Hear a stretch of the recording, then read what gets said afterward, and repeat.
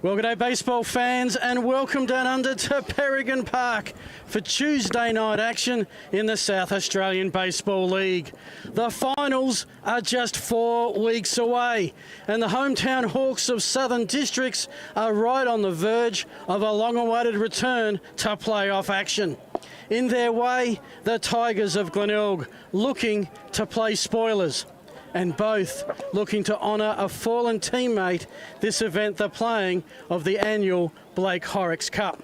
My name's Phil Head, and thanks so much for joining us. You can see the head-to-head. Southern Districts won their earlier encounter this season. The last 5-2, I think, are pretty even. Team ERAs this season, the Hawks giving up a little bit more, but they have some more batters batting above 300, just the slight better team batting average and fielding percentage. You can see a wonderful view from on high. We are not too far away from the start of this game. The leadoff hitter Tim Day is making his way to home plate. I'm joined by Jason Scarabody. Jason, you're an 850 game veteran of the Hawks.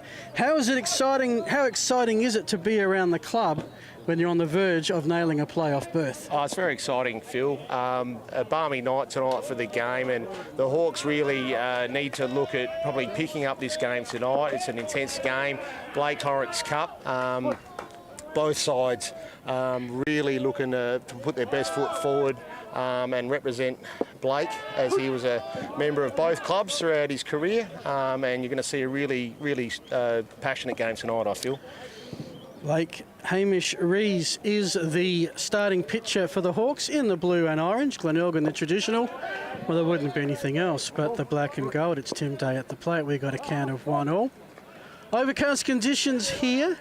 Slight cooling breeze now, thankfully, coming in off the coast. It was pretty humid through the afternoon. Yeah, definitely. The wind coming in off the coast tends to force the hitters to sort of keep the ball down, as you can see that ball popping up and holding up in the air. Here's to centre field, Davies with the Hollywood slide and catch. Gee, spends a bit of time at the Giants and he's fielding like Willie Mays. Oh, it's good. We actually missed Davies last week against Golden Grove, so it's good to see him back in the Hawks uniform as an extra bat in the lineup. And we hope to see a lot from him tonight. But the ball definitely, with these wind conditions, will carry tonight. So high sky and a good night for tracking the ball down. In the end, well avoided any collisions there. This brings up lefty Henry McAuliffe, averaging 294 for the Tigers this season. Looks in a first pitch strike. The batting order for the Tigers: Tim Day, followed by Henry McAuliffe. Mason Clavel playing third base. That's 1, 2, 3. As this one is headed again to Davies, this time not as spectacular, but the same result. Fly to centre fielder. Yeah, ball kept down by Hamish Rees there well, inside. Of course, inside out it to Davies. Routine catch. And the condition of this facility looks absolutely magnificent. A credit to your grounds people. Yeah, definitely. We've got a large crew. They're getting a bit long in the tooth, the crew, and it's always good to see young people, other people around the club chip in, and that's definitely progressing at the club. Mason Clavel sees the first pitch fly on the outside. Ball one. Clavel comes in. He's the third baseman tonight. He's played 20 games. One of 3 Tigers to have played 20 so far.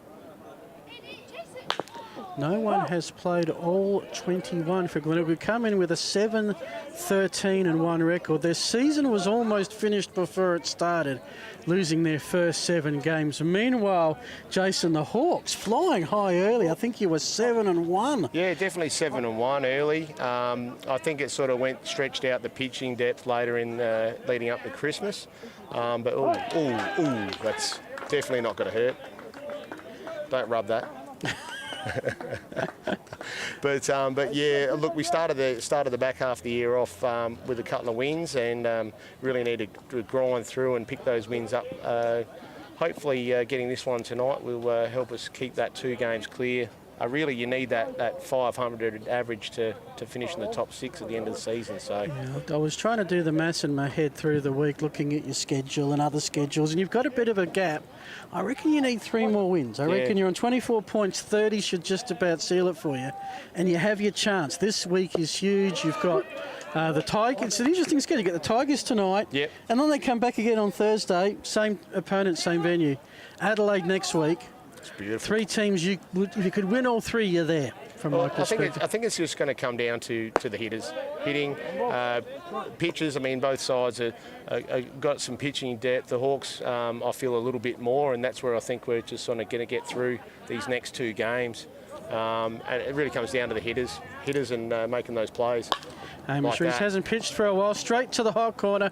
Ben Jones has that. Plenty of time to deliver his strike to first for Nick Hutchings. That is the Tigers retired. Pretty quick run first thing. So Blake Horrocks, yes. we should probably cover off on that. And his story and why we're playing for Blake Horrocks Cup tonight. Well, basically Blake started, it's the ninth game or 9th year. It's actually his 10 years this year. It's great that both clubs have come together to put on this, the Blake Horrocks Cup. In celebration of his life. It's something for the family, for Kerry and Steve, and that to remember, and also the players more so. You've got to think about the players that played with the kid and that as well.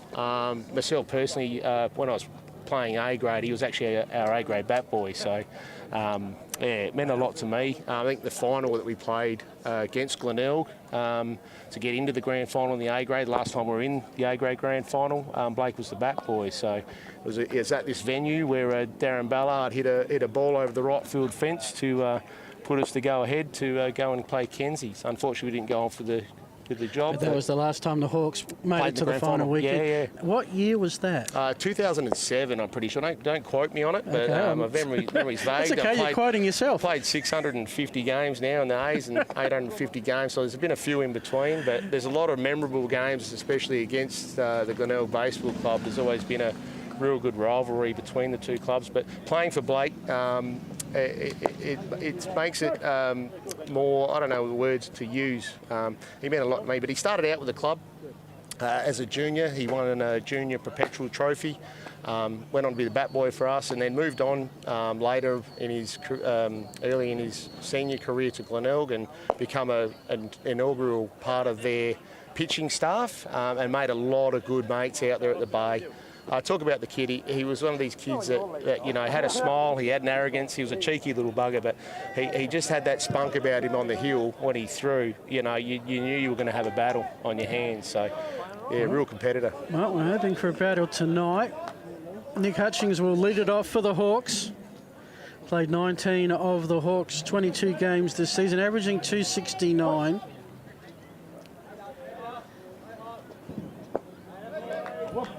Very patient hitter, Hutch. Definitely takes the pitches deep in the count, and when he puts a swing on it, he doesn't leave anything behind. So just like that. That one is hit hard and long. It's got the centre fielder going back, and we've got ourselves a dinger, a solo shot to lead it off for the Hawks. I don't even know what the field dimensions are here, Jason. How far is that to centre? 380 to centre field there straight away, so it's probably the longest part of the porch. As I stated, Hutch, when he's on and if he gets a good pitch, he's not going to leave much behind. So, first, I've got that down as the first home run he's hit this season. No, he's got 2. He's got 2, you reckon? And my stats are lying to me? There's plenty of balls that he has hit this year that just hold out on, and I mean that's the life of a hitter, You keep middle on the ball, and the fielders have been there for a couple of 100 years, Sometimes you get lucky. I'll tell you what, if that hasn't livened up, if that hasn't livened up the local fans, nothing will. An early 1-0 lead. Hope you enjoying the contest thanks to Spacequake Sports. Byron Turner playing in left is up now. He's got the best average. Again, I'm not trusting my stats anymore. For mine, he's got the best average of the Hawks, 360. Yeah, 360. I think at the Christmas, our hole's out there, but just at the Christmas break, he's hitting about 406, I think, for the league. So, dropped off. That average isn't a bad average this time of year. Elliot Ross making the catch for the Tigers. And our erstwhile cameraman, who has quite a habit. Wherever he goes, the ball tends to follow. He was even doing ice hockey the other night and copped a puck to the shoulder. So we've got him behind a fence with a helmet on. So he's got a target on his back. But what he really needs is a glove. Unfortunately, if we give him one, he'll probably run out and catch it. So one home run, one fly out. This is Drew Davies, the 18-year-old who had a weekend at the high level playing for the Giants. That would have been an experience for him. Oh, definitely would have been. Young kid, Drew's only 15, 16 years of age, and to get that experience, I think he's going to get a lot more of that game time, I think, moving forward. Like I keep saying to someone like Drew out at trainers, keep playing like no one's watching. So he's very patient for his age, and he's definitely got a decent swing on him when he gets his hands through the ball. Starting pitcher, haven't even had a chance really to introduce him with that home run to start us off. Jaden Eldridge. He is the main arm for the Tigers, and he responds to that home run by getting his first strikeout. Yeah, back on Blake. I suppose I'll talk a bit more about him after this innings, but you know, he made a lot of friends at baseball and had a greater amount of friends out in the community as well. But I'll touch base on that later. Yeah. So this is the designated hitter tonight, Brett Hattersley, averaging .314. He's a bit of a slugger. His OPS is over 1,000. 1,042. 1 from 3 last Saturday in a tough loss up at Golden Grove. The Hawks enjoying some home cooking tonight, and we are downwind of that barbecue. Yes, it's going to drive me nuts. It will, mate. It will. Gary May and I are generally there on the barbecue, mate. Cooks up a mean storm. Well picked up by Clavell, and that will do it for the end of the first, but not before Nick Hutchings delivers a long ball to centre. Puts the Hawks 1-0 up. And already an exciting game, Jason. Hey, that's double TI, not body. I know. That's okay. You could call it sexy body, Thanks, but mate. it's actually scarab body, mate. Scarab body. Thank you, Jason. Much appreciated. Yeah. So we've actually got the cup here in front of us at the moment. There and it is. I noticed that Glenelg had secured it for the initial 7, but last January, the Hawks Southern broke through. District's got the goods. Yeah, definitely. It's something about the game, and it's no matter where both sides are in the lineup throughout the season. This game always brings out the best, no matter what. And there's probably been one game I reckon out of the 9 or 8 there that are actually a blowout where Glenelg got up by a fair few. I think they scored 10 runs in the first 2 innings in one of those cups, and a bit of an overcast, rainy day as well. But other than that, they've been pretty close games. It'll be 6, 7, 8 for the Tigers coming up. Elliot Ross, Archie Lovelock, who's a late substitution, and Rian Sato, the designated hitter. Of course, for districts, you can't play the game without some great sponsors. The Marion Hotel. Yes. Isn't that a magnificent facility now? They've definitely done the place up nice, and they look after us.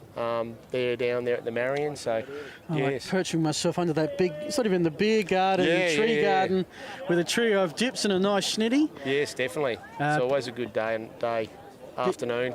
You can't call it a good morning. Well, Super Bowl it was. It would have been Super Bowl. Super Bowl it was. Big Shed Brewing, McGain Real Estate, Fenton's Conveyancing, Alex Vac Solutions and Fenton's Conveyances. Back to the on-field action. Here we are with Connor Hill. So I was incorrect. It's 5, 6, 7 coming up. Just skipped a batter ahead there for a sec. Big round of baseball all around South Australia tonight. Caught him chasing there a bit on a pitch up and in.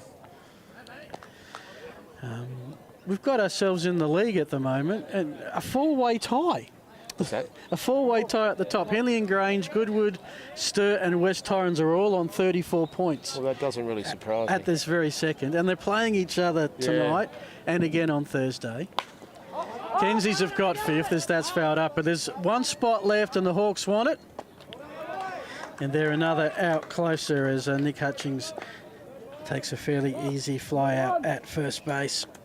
You know, those top 4 sides really have those batters in their lineups, and also those couple of quality pitchers there that can, on their day, actually take control of a game. So it doesn't surprise me those 4 teams are in the top 4.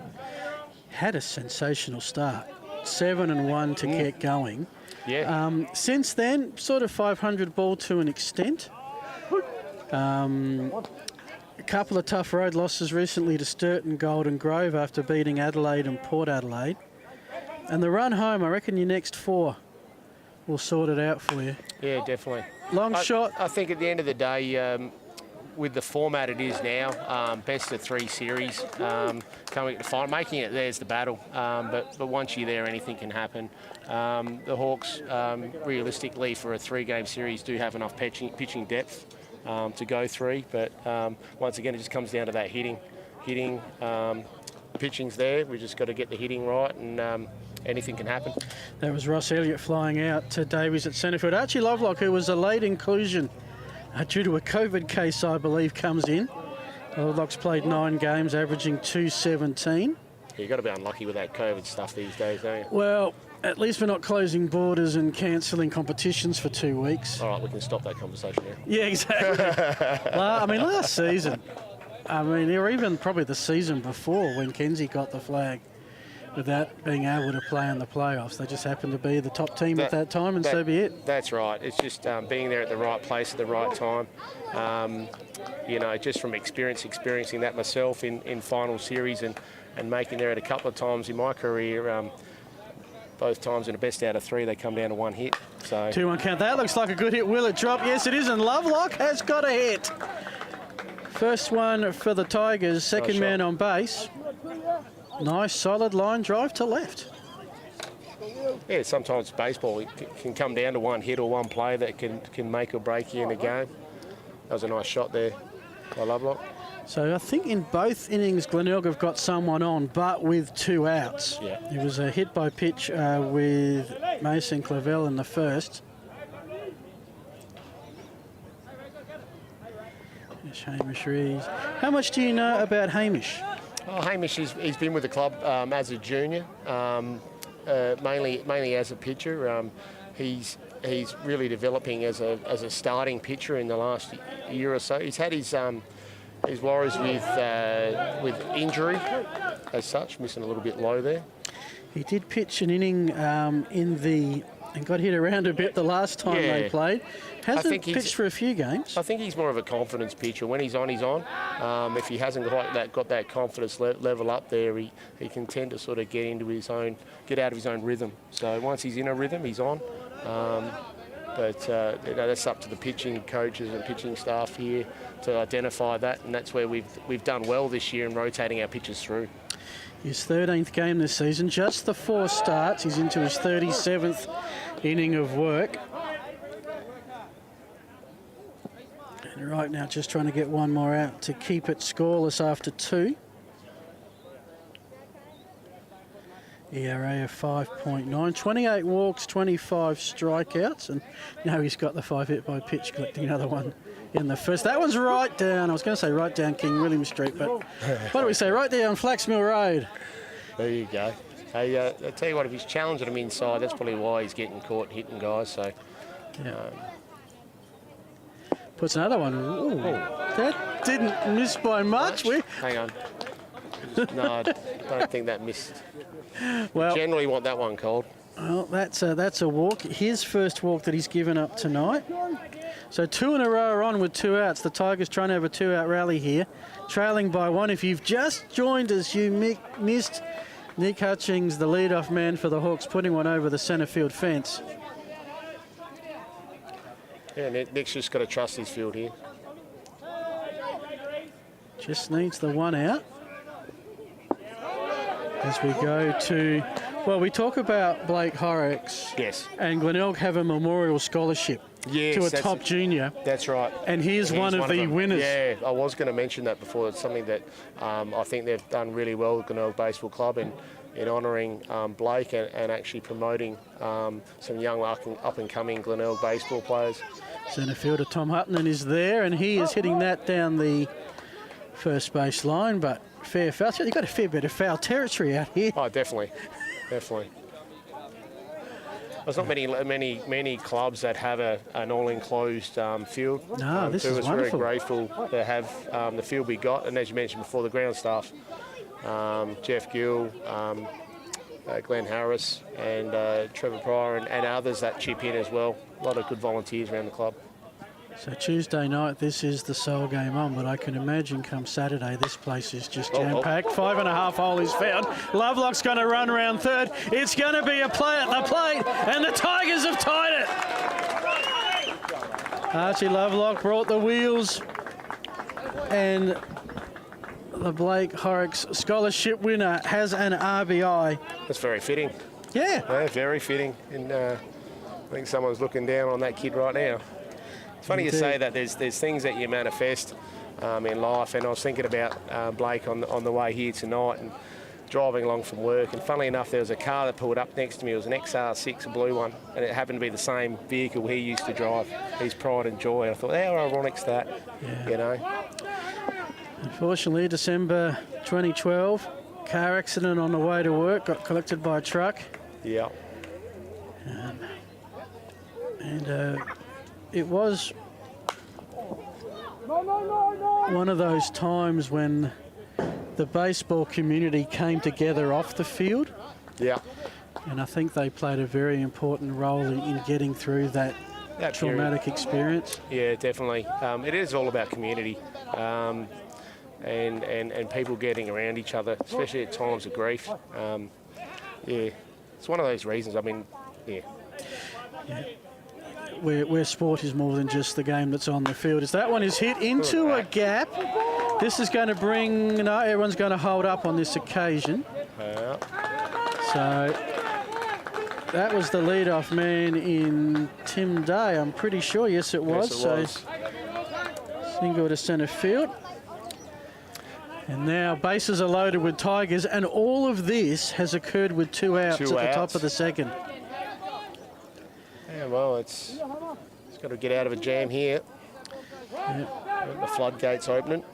Keep it to a tied score. It's 1-1, but the Tigers are threatening. We're back to Henry McAuliffe, who flew out to centre. Pretty low line drive to centre field last time at bat, which was just an inning ago. Yeah, Nick struggling to find the zone at the moment. Down 2-0 in the count. Nowhere to put McAuliffe without conceding the lead.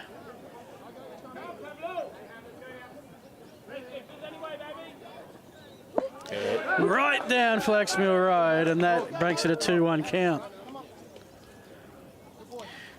Good crowd gathering here watching the action, which is great to see. Lots of kids, fantastic. It is, yeah, definitely good to see. A couple of big pitches right here in the early stages of the game. We go to 3-1. McAuliffe has scored 7 RBIs this season, averaging 294. Was 1 from 4 last week in the loss to Goodwood last Saturday. And was heading off to first, but the strike was called, and, well, you wouldn't want it any other way, would you? Loaded bases, tied game, full count. Big payoff pitch coming.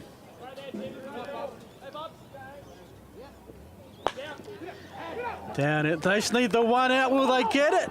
Throw it first. I think he's going to get there safe. We've got a run scored. A ball with eyes. He hit that to a great spot, because by the time the second baseman, Joe Duane, had got down to get it, there wasn't the second. The player at first was already at second. Yeah, runners going on the pitch, so you can see there. In fact, yeah. So what do we got? We still got loaded bases. We got a 2-1 ball game, and that's a single RBI to McAuliffe. It's all happening. Struggling to keep score here. Back to Mason Clavel. Where your fingers at? Yeah. Well, this is why I type. I don't write. But where I do come unstuck is I have a column for the inning, and if they bat around, it all goes terribly out of sync. So, and then they're almost there. Clavel was hit by pitch first time up. That one could not be straighter. It's really going to dig in now. Just needs the one out. He got the grounder that he was looking for, but the placement was critical. That's to short. No need to find a base. Nicely caught by Nick Paparella. That'll do it for the top of the second, not before the Tigers scored 2. As we have a look here on the Spacequake Sports replay. Hard hit, but right at Paparella, who was up to the task. It just goes to show, just throwing strikes sometimes, and guys swinging away, you're going to get outs that way. Need to mention the Tigers sponsors and the Highway Hotel. Another great pub. Another was great there a place, couple yeah. We're going there for a beer as well, mate. Of, what's a couple of Super Bowls there? And Super Bowls, mate. Growing up at Plimpton. Burgonomics at Glenelg. Some great delights there. I don't even know how to pronounce that. Gelatissimo at Glenelg. Gelatissimo. Thank you. Gelatissimo. Green Days Garden Makeovers, yes. You'd say it's Scarabotti. It's Gelatissimo. Thank you, sir. And Star Pharmacy at Glenelg. Great to see the club's getting some great support from their sponsors. Not easy in this day and age on a couple of counts, and that's fantastic. Yeah, just going back on Blake, and obviously, as you mentioned, it sort of choked me up a little bit there, mate. Sorry, Phil. That's all right. Just the unfortunate accident, and yeah, it's just really something that's hit home to me. He was like a son to me, and grew up just up the road from our house. And my wife and I used to have him pop over, and he'd see his good group of mates around the corner, and I'd always come home from work, and he'd be up there having my wife having a cup of tea, and he's having a drink and having a chat, and I would always come home and just talk baseball, you know. I was about to say, I reckon baseball was a fair bit of that used to talk conversation. about, mate, and I do miss that. In Australia days, he used to bring his mates around our house, and we'd have barbecues, and he'd bring all his girlfriends round because he had plenty. Bit of a cheeky lad. Cheeky but lovable lad. Cheeky, lovable lad, mate. Larrikin. All righty. Hawks now down 1. This is Ben Jones. And we should say g'day to Kerry and Steve, Blake's parents, Ashley and Tegan, his sisters and Vance, who we believe are watching from up in Queensland. So the joys of the live stream taking the baseball around the country and around the world. Hope you enjoy the game. Well, I did hope they fed him a bit more because he used to pull in all the time, and usually end up feeding Blake all the time as well. So, but teenagers have a habit of inhaling food. Yeah, definitely, mate. I don't know if they ever kept I don't know where I kept 3 straight meals a day. Yeah, that's it. And again, and yeah, we've just tested the fence and it works. Good. Really importantly. Pitcher for Glenelg, just keep staying on target after that home run early, and it looks like he is. Well, he is a veteran, 35-year-old. Was actually pitched a couple of innings with the Adelaide Bite in their first year, as he gets his second strikeout of Jones. Well, that slider, lefty is really going to work every time. 2011, he got an ERA of 1.29 for the Bite, so surprised he didn't. Adelaide born. Pitched about 7 innings across 3 games. And now he's the Glenelg pitching coach. Yeah, right. So what happens when he gets into stride? Does he just have to go out and talk to himself? He has to give himself a G up, mate. That's it. Well, it's one of those things as a pitcher, you're never going to take yourself out of the game, are you? So I think there's got to be someone out there on the Glenelg bench that's going to pull the pin. He's pitched a lot of the Tigers' innings. His last time up was Saturday, February the 5th, because they had a bye against Woodville. Pitched 7 innings, 95 pitches, gave up 2 earned runs, 7 strikeouts and all of that. Yeah, that's a very good record. And he's doing all right this year. I'll bring up some season stats in just a sec. Put up high to centre field. Hutton is under it. Takes a couple of steps back, but it's playable, and that is 2 away. It's got a nice little tail on the fastball there too. Lefty away from the right-hander. 79 innings pitched, which is a huge number. Second in the Tigers is Fling Luders, who I reckon we might see in relief a bit later on. 79 strikeouts, just the 18 walks, so that's about 1-to-5 ratio, which is pretty good. ERA of 2.6. And he started 14 of this is his 15th start this season. Joey Doon at the plate. So this is, how do we pronounce this? Joey Doon. Doon. So not doing. Doing. Just doing it. Just doing the do-do. Okay, thank you for that. That's why I love the local knowledge. Thank you, Jason. Yeah, Joey, once again, another one of those very patient hitters. He finds the middle of the bat a lot. Unfortunately, he finds the fielder drape down their throat a lot too. Yeah. But just one of those things. You keep having good at-bats. You keep getting your pitch to swing at, and it's just putting the pressure on the pitcher and the field. 3-0 count. 2 out, no one on. Hawks trailing by 1. And as you so often see, the 3-0 count becoming 3-1. We'll do our best to get some score updates around the league for you shortly. As well, we saw Glenelg score 2 runs with 2 out. That's the first walk given up by Eldridge today. Yeah. Just as I said, his walk ratio was pretty good, just 18 in 79 innings pitched. We could see 9 pitches in a row. Yes, exactly. Ball. So we go to Nick Paparella, the shortstop, batting 8 tonight. And Nick, another of the young fellas coming up through the ranks here. Southern Districts. I was about to say. He's only 15 years old. I was about to say. 16s and under 16 national side at the moment. So he's played the last half of the year at shortstop and really plays the position well. And he's only just going to get stronger and bigger and faster. And is he part of the Paparella dynasty? 100%. It's something that we've done well at Southern Districts in the last couple of years, is building up that sort of core of coaching staff and support managers. Brendan Scanlon as the manager and A-grade coach, and then you got Jeremy, B-grade coach, Mark assists. Well, he was the hitter. He struck out on that occasion. That gives Eldridge his 3rd strike. Just checking if we're taking a break. No, we're talking through. Excellent. So the Southern Districts Club, am I right in saying largest club in terms of participants in the competition? I dare say we've generally kept those numbers up throughout the years. It's something that we've always had a big junior base, and as I was just saying about developing the squad from 1s through to 3s in the last couple of years, and getting that core coaching staff, and also having a few older heads hang around with myself, and Troy Cook and Wes Hellier still playing, and a few guys mixing with the young lads coming through. It's a good mix, but we're also seeing that through Div 4, 5, 6 and 7, a lot of older players that used to play at the club are coming back out and enjoying playing baseball and getting amongst the community and really supporting the club. I had the joy of calling some over 60s cricket on Sunday. Oh, yeah. And I reckon baseball would be a similar sport. But as long...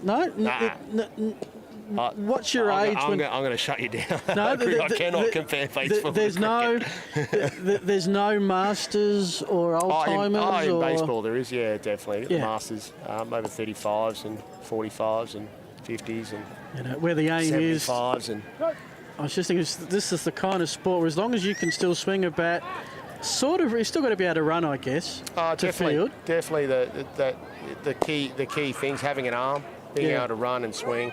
It's one of the reasons why I'm still playing at 45, mate. So still able to throw, still able to contribute, still swinging the bat in the 3s. I think about 560 in the 3s at the moment, and throwing a few innings in the B grade to help the pitching staff out. So over that time, you would have played with guys going through, and you'd be seeing their kids coming through now. And played with probably 3 generations, I reckon, in A grade, for probably up to close to 650 games, and now I'm playing with the likes of Troy Cook's sons, and as well Ryder and also Clayton as well. So there's a few other kids out there, the Paparellas as well, playing baseball with. It's definitely a different dynamic, and to me it's more of a different camaraderie from when you're playing with your same age group, but then also playing with guys that are younger and being a leader.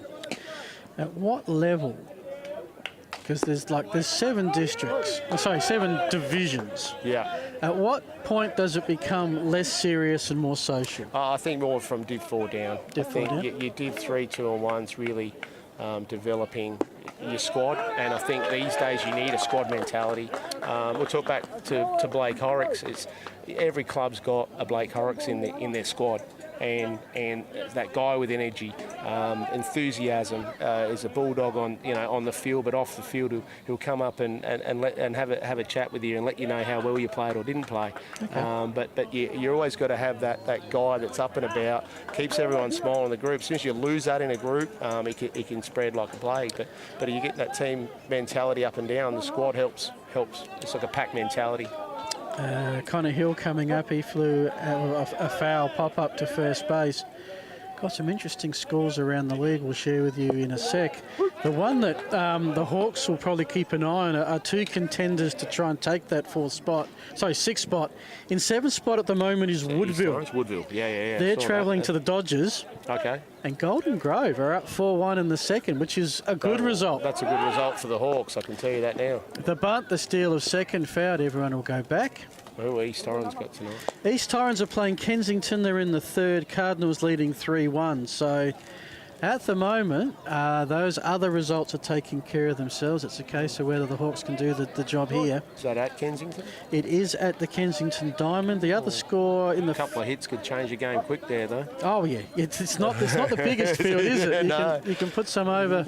You get Underhill hitting one over the fence with a few runners on. And that one's up. Capable. Catcher is off Van Adam, and again into the crowd over the fence. Tommy Paparella climbing the fence there to go and gather a ball. There's another Paparella there playing. I was about to say he's the lead-off man coming up, I think, to get us underway in the third for the Hawks. The only Hawk who hasn't had a hit as yet. Well, talking about that guy that you need in your club and the guy that has that bit of energy about him and a bit of fun and selflessness, that's Tommy. He's that guy for us. He's a great guy, great kid, and really enjoys his baseball. Doesn't mind having a bit of fun too as well. So. Yeah. Catcher, very important. I spent last Friday night with Austin Gallagher, coach of the Cardinals, and well-known catcher. It's a position that just amazes me. The mental and physical mix that you've got to have. Yeah, well, you're the leader out there. You can see everything's in front of you. Yeah. So you call on the game. So we got a 1-2 count with one on and no one out. Hit past the diving effort of Ben Jones. Good hit to Byron Turner in left, and it's 2-on for the Tigers. None out. And again, they got a man in scoring position in Bentley. Well, the Hawks have got the bullpen going. Yes, I was wondering, because at this time, I mean, this is the jam-packed time of year. It's not just the weekly Saturday games. It's Saturday, Tuesday and Thursday. And you've got a game every 3 days. And this is where your depth, especially pitching-wise, gets tested a fair bit. Well, definitely the Hawks would have gone out with a strategy. With Rees going probably 3, maybe 4 innings, and then Slee coming on. So it's definitely a strategy behind how we've been going about our utilising our pitching staff and making sure we can go deep into finals. Yes, because I think the first round of finals is one game, 1v6, 2v5, 3v4. Yeah. And the 3 winners go through, and the best seeded loser makes it a 4, and then we're into best of 3 semis. And April 1, 2 and 3, Diamond Sports Complex West Beach will be a grand final weekend. And we'll crown another South Australian Premier. Sturt, the defending champs. But very even competition. So showing bunt with the 0-0 count. This is Ross Elliott. And yeah, when you've got none out, this is not a bad strategy to get him around, get him 90 feet away. The Hawks working on a bunt defence here. Everyone's come up a tad. Of course, the trick is if third base comes up to get it, who's marking third for the lead runner? In the end, the bunt is done away with, and it's a strike. Yeah.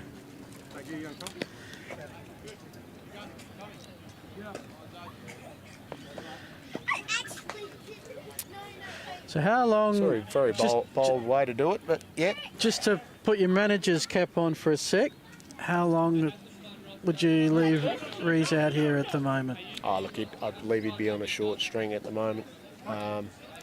Maybe batter or two at the most. This guy gets on. So at the moment, there's a vacant third base. It's a 1-1 count. There is none out. Tigers with the 2-1 lead. Tried to bunt that off his foot. Another foul. You'd want Nick to get through this inning, yeah. Ideally, and then start with the new pitcher fresh. Don't think you'll see him go past this inning. So how do we work it with these Tuesday night 9-inning game? If we go that distance, do we get called off for light? Do we have a time curve? Is this going to be going 9? Is it because it was the make-up game, or I thought that was going to 7? Good question. We might have to. Thanks for letting me know. That's all right. Well, I was anticipating a 7-inning game, but if it's the rematch, it must be 9. It might be 7. Yeah. We probably should check with the scorers. Scorers know everything. When we take a break, I'll dash down and check. There's a bit of a flare at that one. Not much of an issue right now, but it's going to be an issue pretty shortly. Oh, definitely. Light's going to make a play. And it's we issue. Put the lights on. It's issue as well, you know, how you measure your pitches, because we're going to be back here playing another game here on Thursday, and then I think it's East Torrens come to visit on Saturday. Yes. Definitely measuring. If it's a 9-inning game tonight scheduled, then it's one of those things. We've got three or four put down on the list tonight to throw. So 1-2 count, 2 on, none out, and you got a fan club. Hello, yeah, that's my team, under 11s team I coach. Oh, my right. son Cooper, Zoe, Miles. The steal attempt at third. Umpire says safe. And the runners advance a base. That was deemed a ball. So what was it deemed? Yeah, 2-2 count. Down, yeah, definitely a ball. And in the end, not a lot in it, but enough. Now, Ross, this is turning out to be a long at-bat. 2-2 count. Oh, definitely a long inning. A hit here could bring 2 runs. In the dirt, and that was well done by Tom Peperella, because I would suspect anything that got behind him might have been another Tigers run. Definitely want to see Nick Rees bouncing off the hill there. It's one of those little things that you need to do as a pitcher, no matter what's happening, how you're approaching your pitching on the hill, you still need to be doing the little things, especially runners in scoring position, bouncing down to the plate. Tommy Peperella looks to be right-handed and had to get the glove around to the right-hand side. That one is hit. Couple of bounces to third that holds. The out is at first. That's what the Tigers gave. That's what the Hawks took. Still 2 in scoring position, but now it's 1 out. Good pitching, Nick, there. Just keeping the ball inside, forcing the hitter to pull the ball to the left side. Ideally, you want to get a pitch you can take the other way, or gets the outfield there with 1 out. But good pitching on Nick. Yep, and smart work by Ben Jones to make sure that there wasn't going to be a run scored. So a double play comes into it, albeit an open base at first. Got into a jam trying to get out of it. It's back to Archie Lovelock, who got this all started with a hit. That one's got behind. Here's the play at home. Wayward throw by Paparella. Tigers score. That was... Actually, that's a player I don't have on my list, number 56. I have to check that. You see that replay there? It's a perfect example of what I was talking about, that aggression to the plate. Yeah. You bust off that mound, then you get to the plate, you give yourself a chance to get that out. And that's an inning ending out right there. Yeah. I have that as Bentley, but I'll stand corrected that unless they went to really change the batting order in the third, which would be rare. So Lovelock still at the plate. The Tigers extend the lead to 3-1. It's times like these, you let a pass ball go by, run her across, and you end up striking out the net the guy, finish the inning off. Just the 1 out and just the 1 player left on base, and that's Connor Hill.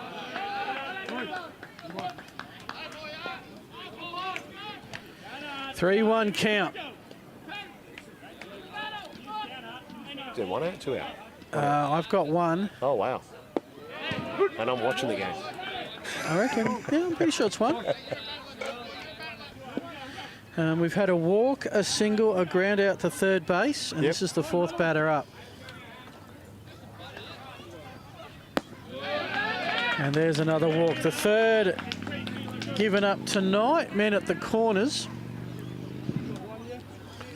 And that may be it.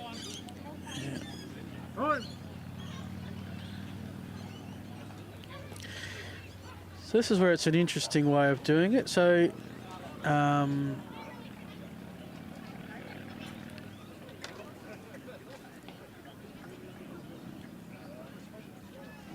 they're not taking the ball away, so this might just be a conversation.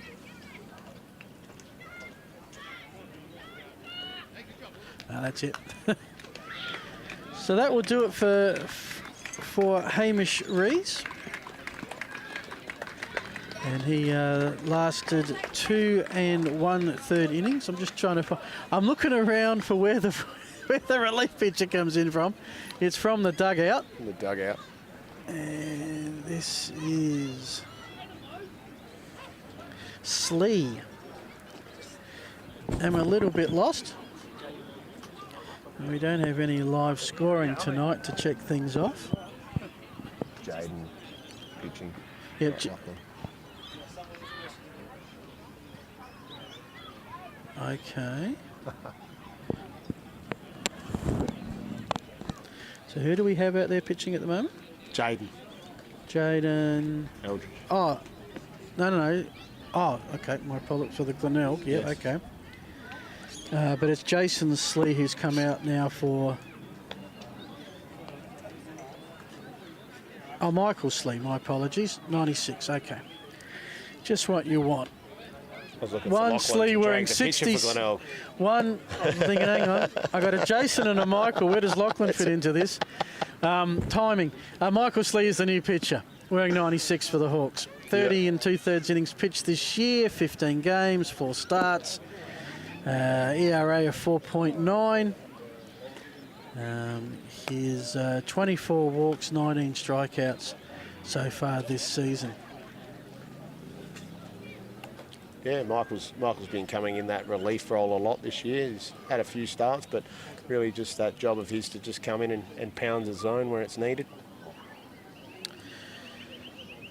At the moment, what he's got to worry about is Connor Hill, who is at third base, and Archie Lovelock is at first. Probably the ground rule double play will be what he'd really like to end it for the 3rd. Keep the margin to 2 before the Tigers get away here. Glenelg had an interesting season. Well, they've had an interesting season. Whilst the Hawks were flying high early, Glenelg could not take a trick. They lost their first 7 games. And so since then, they've actually done all right. They're 7, 6 and 1. You could make possibly the case that the form line between the two clubs right now is pretty even. What's interesting is that in games decided by 3 runs or less this season, they've won 1, lost 7, and drew 1. Jesus, I lived by that rule for the last probably 7 years. There's probably 7 finals that Southern Districts have missed out on. So winning the close one. The one run rule. But I think really for South was picking up those early couple of wins against those top sides. Yep. Earlier on in the season was really the defining moment to set the season up to where we are now. Right. Now the Tigers are 2 and 9 on the road this season. Those 2 wins are at Northern Districts. So they're looking for a road scalp here, and they've started well with a 3-1 lead. A chance to add to it here. Rion Sato, who was walked in the 2nd.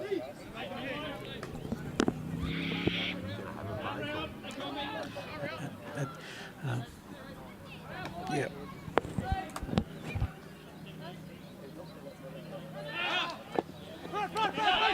Lost ball. That's all the excuse Lovelock needed to steal 2nd.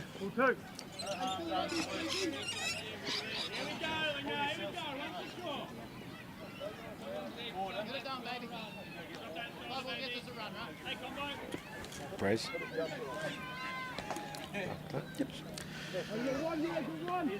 So, a couple of big pitches for Slee coming up here. He's behind 1-0 in the count. A hit here could make it a 4-run ball game. And he's down 3-0 in the count now. Sato already walked. Shows plenty of patience. We'll look that one. No, it's missed, and we are loaded with Tigers. First walk given up by Mackenzie Slee. No, that's not Mackenzie Slee, my apologies. Michael Slee. Michael Slee. Mackenzie Slee is a halfback flanker for North Adelaide. Yeah, right. That's what happens when you call multiple sports. It Note to becomes a self, problem. yeah, you cross everything there, Phil.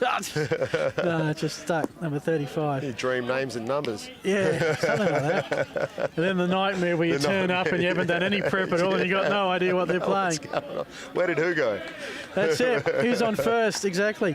Tom Hutton, who had an IBI to get this game underway. The scholarship winner takes a second pitch strike. It's been a long third. If he's staying on form here, he's almost looking to get another knock to score a couple of runs. I was about to say another hit. He could add another couple of RBI. He's had. I've got this right. He's scored 4. He's RBI 4. Scored 16. So he's probably been more used to being higher up in the order as a leadoff. Yeah. Averaging 213 on the season.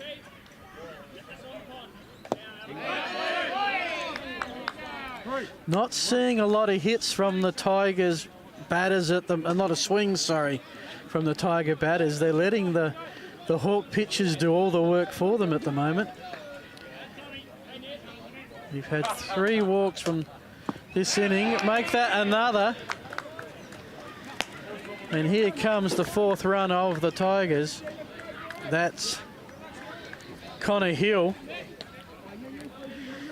Lovelock goes to 3rd. Sato goes to 2nd, and Hutton is on 1st. Go back to the top of the order.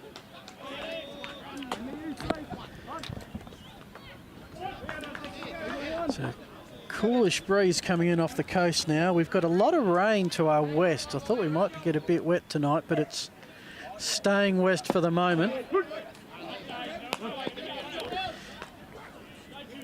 How long do we have to go, Jason, for it to be a legitimate game?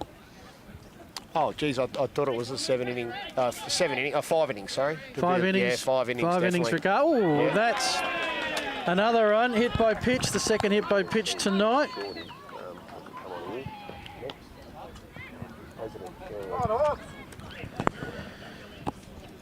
And just like that, Lovelock has crossed the plate. And this is starting to get a little bit ugly. It started with the first 2 on. Only one out so far as Elliot Ross, who ground out to 3rd base. It's loaded bases, 1 out. Henry McAuliffe is back. This is the 8th plate appearance this innings for the Tigers after having 8 in the second.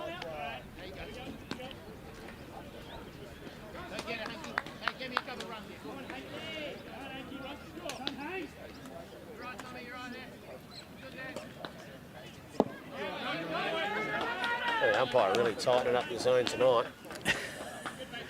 Yeah, certainly hasn't given the Hawks much there. 1-1 count, 1 out.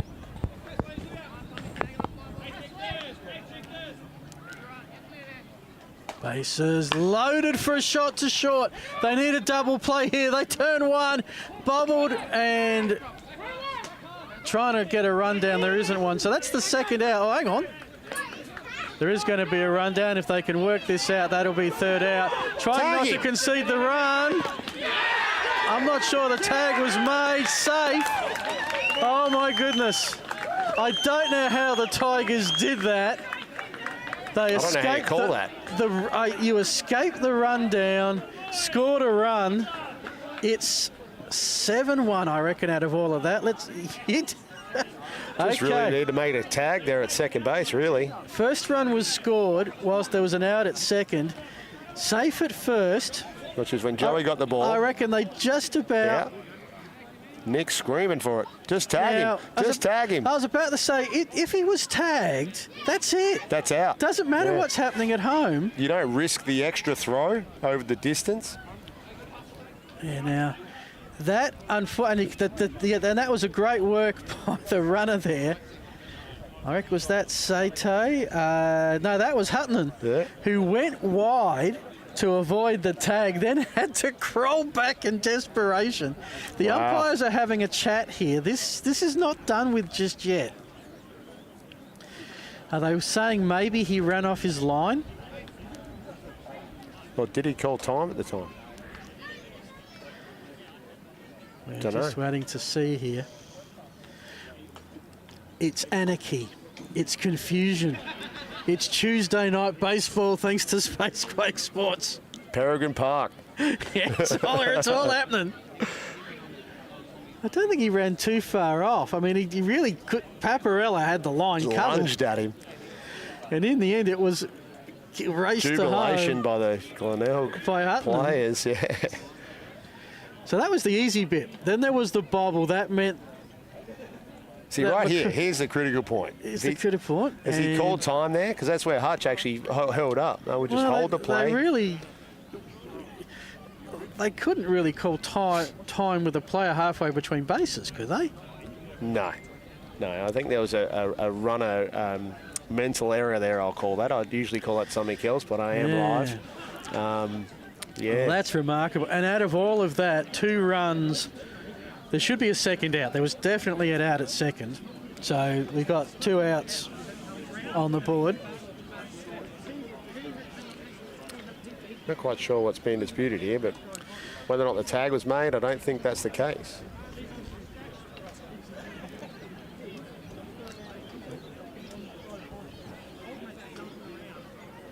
Two out so far. As we wait for this discussion to end.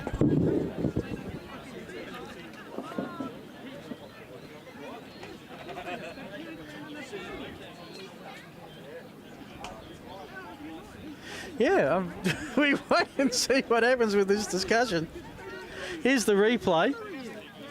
So let's pick it up. Nick Paparella has thrown to Dunn, then thrown to first to Hutchings, who throws back within a metre of the rundown. Somehow we got to go home for reasons that, look, if Jason Scarabotti, a veteran of 750 games, can't tell me why, I'm not sure I'm going to be able to work it out. Jason's just gone to get a little bit of information. Everybody's said their piece. We're going to be back to the action, and we're back to Mason Clavell, who's the 9th batter up. A 5-1 game is now 7-1. 2 out. 1 Tiger on second base. I think that in the end is McAuliffe, who was safe at first, and amongst all the confusion, McAuliffe decided, hey, look, whilst the going is good, I'm going to go and grab second. You went and had a chat to a couple of people, Jason. Any more sense out of all that? That's what I was just trying to determine, and there was definitely no more sense made out of it. And as I stated, it was something that you and I feel were really struggling with. So that's a pop-up, and Davies comes in, and after an action-packed 3rd innings, the Tigers have established a buffer. They lead 7-1. Yeah, big lead. Jason, is that your shift done? Well, I was just having a chat. I think I had a chat with Bender, a veteran player, A-grade player from the Glenelg Tigers there, and he's very keen to come up and have a chat and get amongst the commentary group. Fantastic, mate. Thank you for joining us tonight. We will take a break. Be back with more of the Blake Horrocks Cup after the break.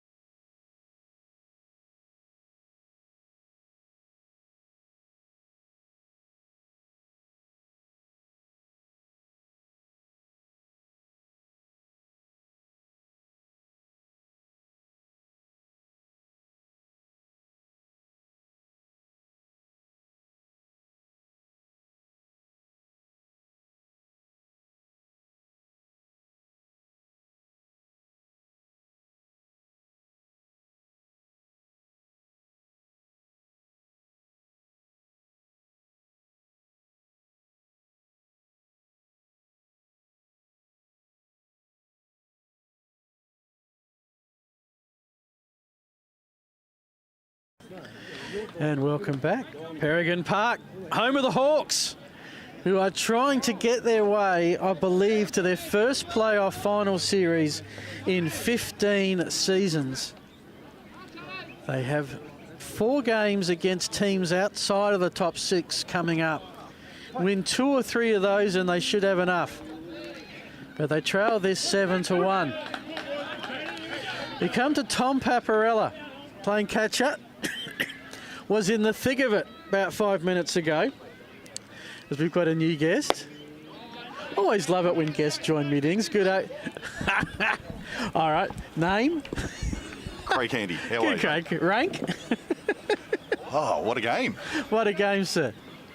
I hope my first job isn't to explain the goings-on in that last top of the inning, right? Look, I think the best way I can describe it was that the players, some of the Hawks fielders lost situational awareness that they were a tag out away from ending the inning and thought they had to save the run at home plate that they would have saved by tagging out the runner. The beauty of our sport, where you can be involved for 30-odd years and then rock up on a Tuesday night and see something you've absolutely never seen before in your life. Amazing how often that happens. That you're right. You call a game and then something, and we'll never see that again probably for another 20 years. So we start off with a walk. And I guess all long journeys, and a 6-run deficit is going to be a long journey. Starts with a small step, and that's your lead-off man on first base. So you'll roll at the Hawks, sir? I'm with Glenelg. Oh, with Glenelg, okay. Yep, so I'll flip allegiances then. yeah, so I'm president at Glenelg, and I also manage our women's Division 1 team as well. So I was going to ask you what you do in your spare time, but there probably ain't much of it. Not a hell of a lot, no. But I tell you what, jump out here with a nice 5-run lead, and the absolute last thing we want to do is walk the lead off in front of Hutchings. Yes, the last time up, didn't stay long, just put one over the centre field fence and started this game off. Since then, it's pretty much been all Tigers, though. So you guys couldn't take a trick earlier in the season, could you? Those 7 losses, so many of them by 1, 2, 3 runs. But after you got your first one on the board, it's been a pretty good season. Yeah, look, it's the pure scenario of having such a young, and fairly dynamic team. But, with youth comes inconsistency. Oh, that's a Barry Crocker of a bounce. Hutchings is 2 for 2 tonight with a single to left. He didn't know whether to field it or duck. I reckon he might have taken the right choice. Clavel almost lost an eye on that one, that's for sure. Yeah, jeez. I look forward to the Space Coke replay coming up. We'll have a look at this now. Oof. So it's just, glad he didn't get collected on that one. Brian Turner comes up. He hit one fouled up to first base. First time at bat. Having a good night over in the corner, though. That play Clavel made in the first inning to his left was gorgeous. Had a couple of good plays for sure. But we're giving him a sniff here when a nice little shutdown inning was just what we needed. So, well, we're looking forward to a close one, the Space Quake Sports guys. We haven't had one for a couple of weeks, so. We went out to a Golden Grove and Goodwood last week, and Golden Grove made a game of it for about 3 innings, and then Goodwood got going. And as you discovered on Saturday, the Indians are a contender this year. Yeah, that what was it, the top of the 5th or whatever it was, where they took a 1-run lead and all of a sudden they're up by 13 or 14. Yeah. Just the 14 air went out of that game in a heartbeat. The final score there. So, of course, obviously it's the A grade that get the stream, the coverage and the news, but a baseball club is far more than that. How's it been overall for the Tigers this year? Yeah, it's well, look, for everyone, it's been an interesting year playing, baseball in pandemic conditions. Yep. But it's been a really solid year. We've put a lot of work into rebuilding our junior program.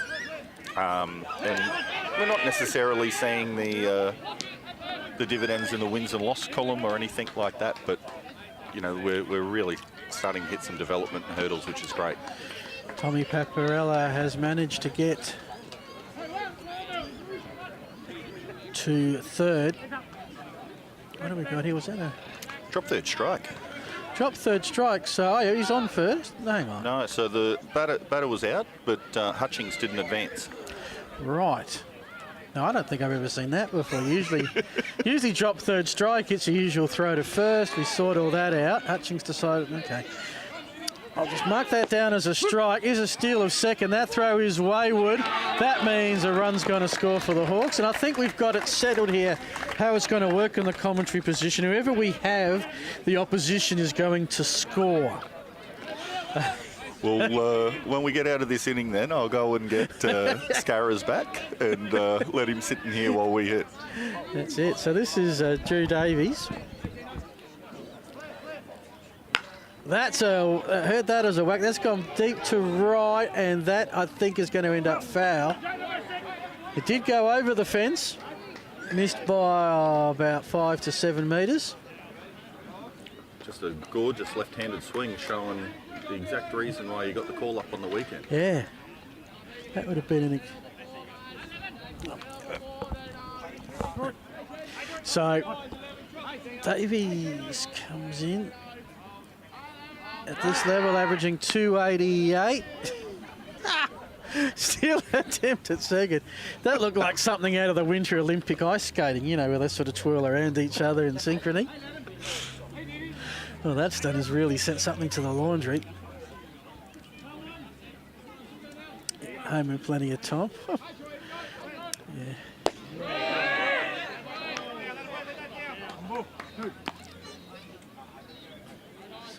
So 1-2 count. Dude, this is actually a very good view that we've got here, right behind home plate. You can just see our table behind there on the centre field camera. That's got past first, driving the left. Are we going to see a run at home? I think we are. Beat out the throw. Hutchings has scored. And I reckon that's 2 on the board for the Hawks now. And they take a 7-1 deficit and make it 7-3. And Davies is on with an RBI single to right. You see the Space Quake replay. Have a look at Hutchings' slide as he comes in and makes some room around the back end there. Just textbook. Yeah, good view here of it from third base. You can see him deliberately go out wide to avoid any tag attempt. And even then, I'm not sure he totally got tagged there. But it was all too late. So I got ourselves a ball game back, 4-run deficit, 2 on, no, just the 1 on now. That's Davies at first. Right back and right through the pitcher and second baseman. Oh, the player's got past the bag and he's just got back in the nick of time. Oh boy, the drama. Davies was all about getting there in a hurry. He thought, oh, maybe I could go to third, maybe I shouldn't. Oh, I'm short a second. This is just chaos. It is. It is. Is this normal at this level? I don't remember Eric Bonner getting this many chaotic plays around bases when he's calling. And we do say good day to Eric, who is having a well-deserved week off on assignment down at a local Tasmanian golf course, last time I heard. He'll be back. This is just a one-off for myself, but loving it. And a bit of a conference to. I'm not sure it's Eldridge who needs the settling down, to be honest. Just a chance for him to take a couple of deep breaths, I think. Yeah. But he's been an absolute bulldog for us this season. I know you mentioned earlier, you know, we went 0-8 to start the season, but it all turned around when we started just getting some dominating starts out of this unit, and we've really seen a different Tigers outfit for the last kind of 12 to 14 weeks. This is Jones, the bunt down the third base to advance.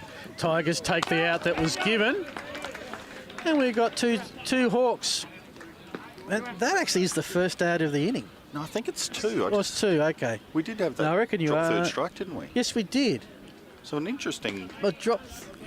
approach to sacrifice a runner over there, but if Shorty comes up big, it will This serve was a great going to be the purpose. test of how I was going to go without the electronic live scoring. And the answer is not very good. Pitch. Now, is that the third out? Yes, it is. That answers your question, yes. There's so many runners moving around everywhere, it's hard to keep up for a moment. That's it. Well, the damage restricted to 2. We are through 3 innings. We'll take a break. Thanks to Spacequake Sports.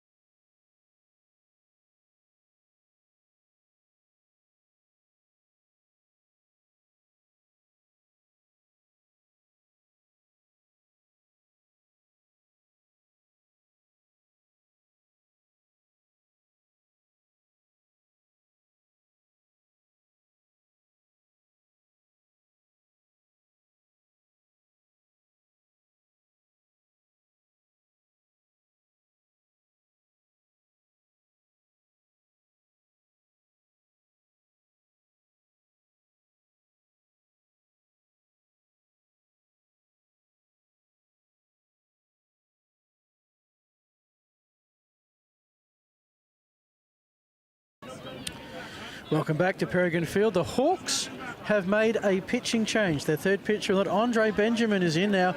He only played the 1 game at this level. It was 3 days ago on Saturday in the loss to Golden Grove. He pitched 2 innings, gave up 1 hit, walked 1, struck out 1, no runs, yet to, well, he has an ERA of 0.00, and he's been asked to step in. So one question that we did have that we were reticent not to check before we got underway. Is tonight a 7 or 9 inning contest? Now, normally twilight games are 7 or 2, so I'd presume that would be the case. Okay. I mean, after everything we've calling the Giants, it's 7, it became 9 back to 7, and things move around. You just expect it to be one or the other, and you find out on the night. It certainly seemed like it was a gentleman's agreement at a plate meeting with some of those games. Yes. Well, that was pretty much how the whole summer series at that national level came about. No league to speak of. Just, you free this weekend? Yep. Bring 20 blokes over. We'll play you. It was absolutely wonderful to get back out there and watch that level of baseball, though. It was, and it gave a lot of potential future stars a go. And I think some of them really stood out well. Good news is that's all over, and now they're back at their clubs, having had that experience of travelling interstate, of playing in front of music and a bigger crowd, and being streamed and so forth. The introduction of the junior Australian kind of emerging squad as well, I thought was a wonderful touch. Yes. Real opportunity to see, I guess, that next level of talent that I guess might remain unknown if we had a traditional ABL season. Yep. Some names to note for future years for sure. As this is a full count, it's been hit into a gap that's going to drop. And Dylan Bentley, who led off with a walk in the third, leads off with a single to right in the in the third, led off with a walk in the third, leads off with a single in the fourth. And yeah, look, if the ever ABL gets stuck with 7 teams, which an odd number of teams in a comp is problematic, as we know here, that futures team could probably fill in a couple of free weekends as an ongoing exercise.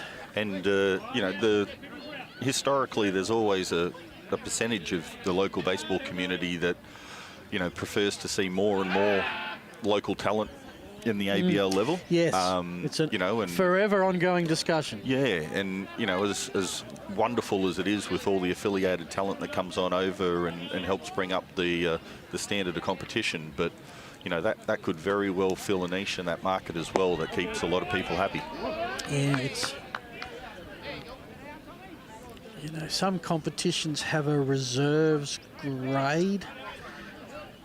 I think the cost would just be an absolute blood. I don't know how you do it. I know you've got your development players that are the 23rd to 26th player for a home roster. And those rules seem to change year on year as well. Yeah, they do. Right here, we've got Connor Hill, top of the fourth. And I worked out what happened with Dylan Bentley because I saw him get on and a different play across the plate. He's a catcher, of course. He's got a pinch runner. So Dylan's been locking down that the catcher's position for us for the last couple of seasons and just been doing a phenomenal job with it. And the last kind of 12 months in particular, his bat's really come on board as well. So the value of an offensive catcher who controls your pitching staff is just... Well, he's leading your average at the moment with 317. That was a very good stretch by Paparella. As I said, he's got the glove on the left, and that required a pretty long stretch out to the right. 3-1 count. Chance for the Tigers to pad this lead a little bit more. None out, one on. Right to second base, the whole double play.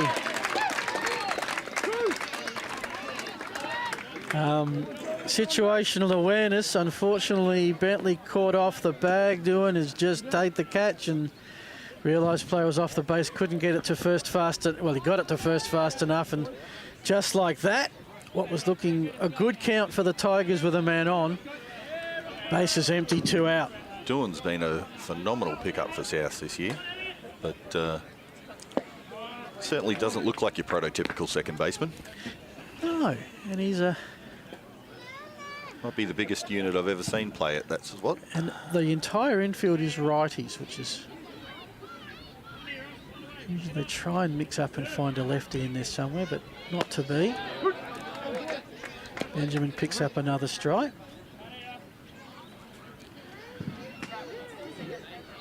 So, a little bit of momentum with the Hawks after the 2 runs in the last inning. Would love a shutdown just to stay within range.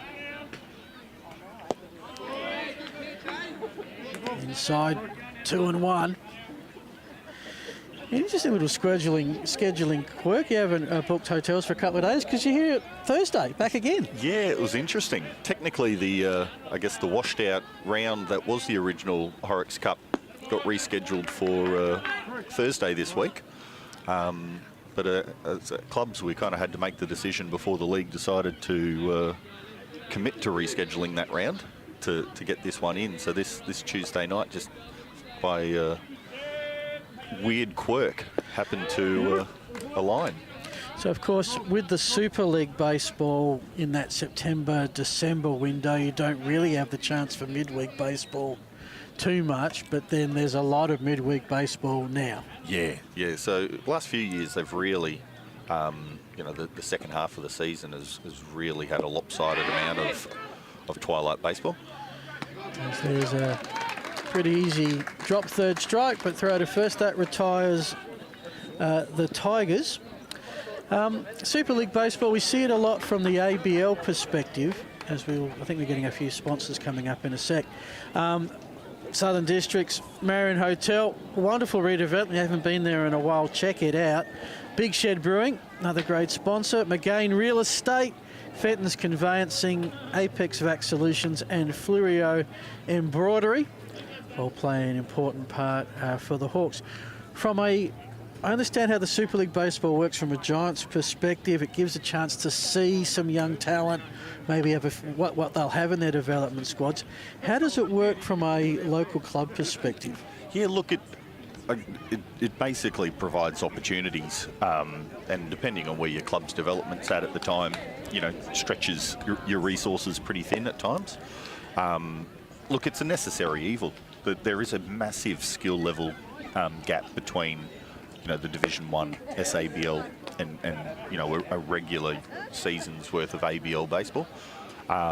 You know, so to provide our local players in particular and a smattering of imports, that kind of all-star level competition, to see who's got the ability and skill set to kind of step up, it's necessary. But, you know, we haven't had a huge amount of participants in the last 2 or 3 years as we've gone through our rebuilding phase. I think this year we just had Mason Clavel participate. But, look, particularly from an offensive side of the ball, the more at-bats you can get against quality pitching, you know, the better it is for both your club team and yourself individually. All righty. We're at the bottom of the 4th, 4-run ball game.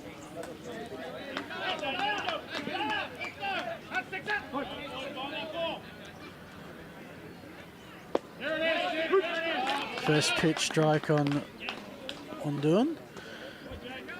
Jaden certainly looks like he's got that cutter working on the outside edge wonderfully tonight.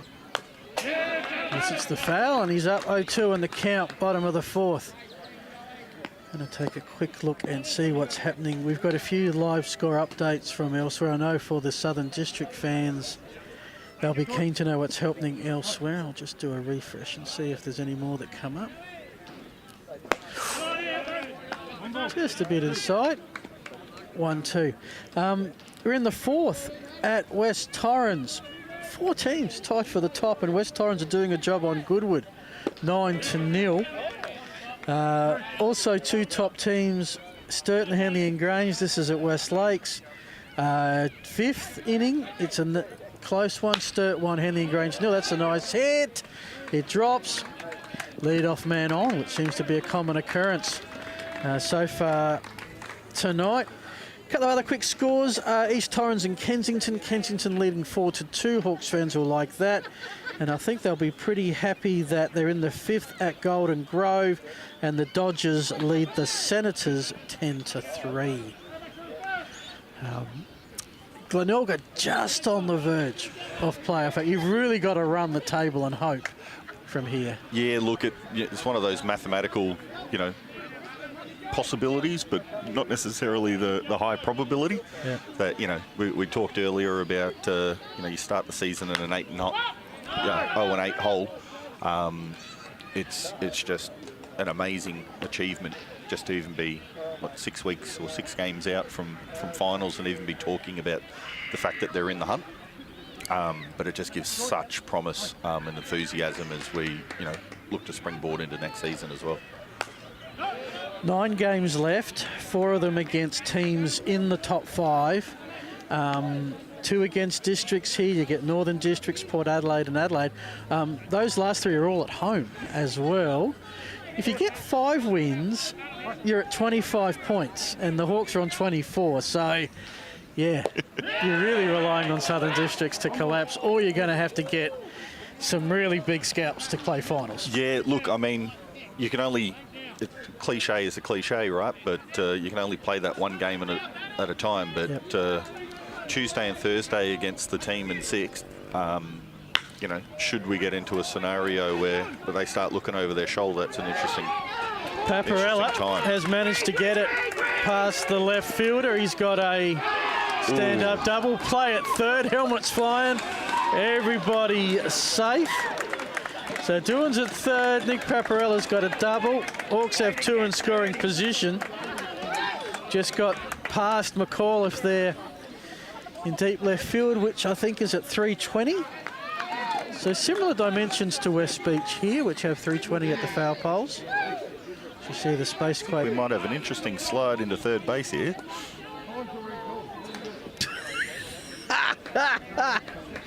I'll tell you what, we are putting. I'm not sure that the Spacequake Sports. Oh yeah. Can we get a towel to third base, please? Something to laugh about. Oh. Bottom line is he didn't get out, so we can laugh about it. Interesting situation here. So second and third, none out. Down, what is it, down 4? Yep. Really got to keep the hitter off base here. None out is the thing. You saw when Glenelg got in this position with none out, they were able to put on, I think, a 4-run third. Chance for Southern. They're not quite at the tying run at the plate just yet. Check swing. Not sure if the first base umpire currently near second base had any better idea, but you had to ask the question. 2-1. It's a brave umpire that makes the decision from there. Yeah. I keep thinking back to that Giants-Dodgers 7th game earlier this season, the check swing that ended the season. Hopefully not as much controversy here. 3-1 count. Here's a chance for the Hawks to load the bases. A single to right, a double to left, and a walk. That is the second, I think, given up by Eldridge tonight. And who else would you want if you're a Hawk at the plate? The man who's already put one over the fence, Nick Hutchings. He represents the potential tying run. Yeah, this guy striding to the plate doesn't do anything for my blood pressure. Well, as a definite neutral, I'm thoroughly enjoying this contest. Good crowd in, enjoying some Tuesday night baseball. First pitch, nice one coming back in. Gets the first pitch look strike. Yeah, this matchup normally attracts an absolute bumper crowd on Horrocks Cup Day. You know, family, friends, and even those. Oh, that was foul, but not by a lot. Yeah, even those not normally affiliated with baseball themselves. So, you know, a smaller crowd than normal, but probably bigger than a traditional Tuesday night for these two. But it's just wonderful to get it in and continue this, you know. Yep. And they do spread out pretty well here at Peregrine Park. Under the clubhouse is a fair way down the right field line. Well, that one's gone straight to Tim Day. That's one, and Hutchings has got some wheels. Hutchings has got there, which means we've got Doohan scoring. A 4-run deficit is down to 3. Yep. Speed and power. Hutchings has already got a stolen base tonight, so it wouldn't surprise me to see him go again here. So where are we at now? 2? We had loaded, oh, because we had the one out at second. Okay. So it is, we have one out now.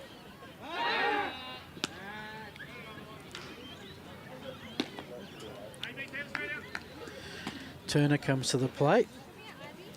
It's always been a tough out, Turner.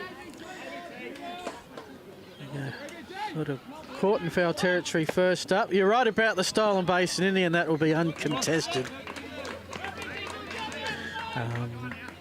Yes, a bad throw or a slow throw could have given up a run. I think that was pretty smart by your catcher there in Bentley just to concede the base. Little fake to 2, seeing if the runner at third would bite, but Yep. too smart for that. So this is Nick Paparella at third. Nick Hutchings.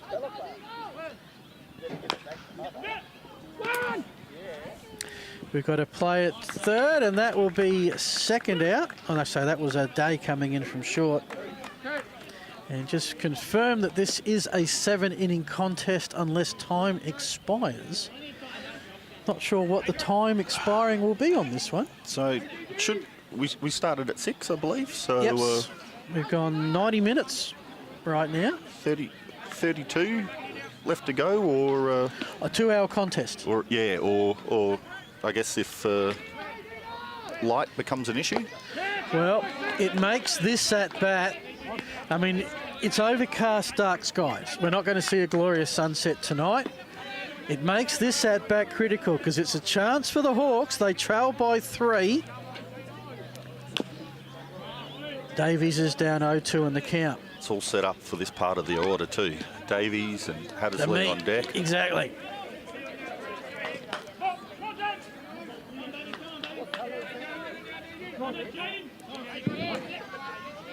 Oh-2. Eldridge a strike away. Got it! Got Davies swinging. They conceded a run, but it could have been much, much worse. We've got the pitch. Craig's given me the fist pump here in the commentary booth. We are through 3, and we've got to get... We're through 4, sorry. And we've got a game on our hands. The Tigers 7, the Hawks 4, battling for the Blake Horrocks Memorial Trophy.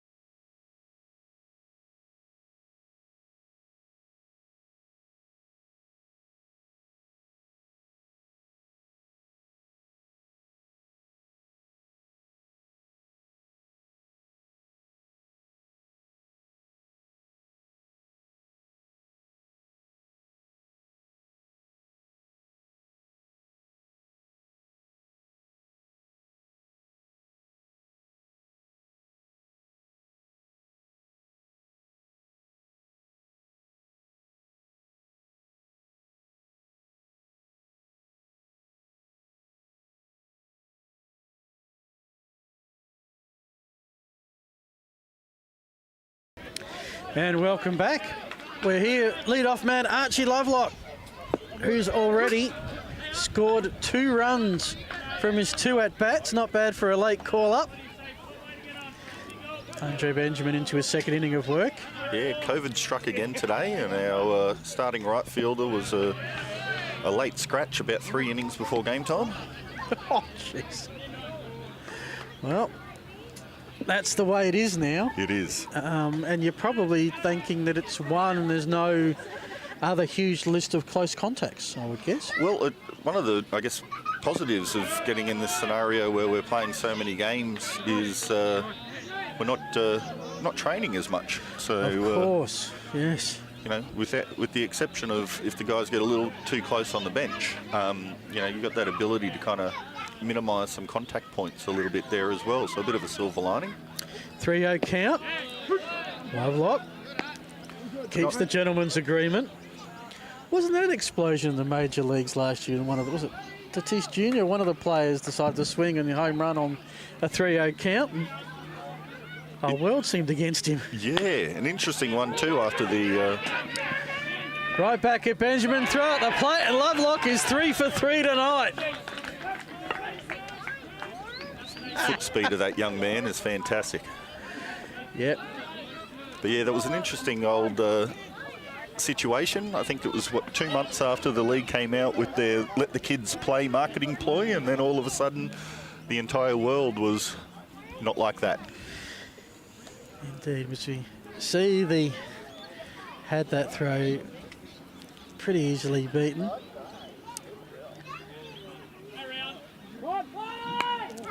Now the bunt to move. Oh, there's confusion. What's happened there? That was a catch. So that's an out. Lovely. I was trying to watch two things happening. Left eye had the play and the right eye had Lovelock. And he was off to second quickly and reversed back, as you see the camera doing that as well. He had to reverse and get back to first pretty quickly. Pretty athletic work by Benjamin. He's been doing it all this innings. He certainly looks the goods. Oh, nicely done. You've seen plenty of players flying around tonight. That was one of the more athletic versions. That's going to get a few extra points out of the judges. Yeah.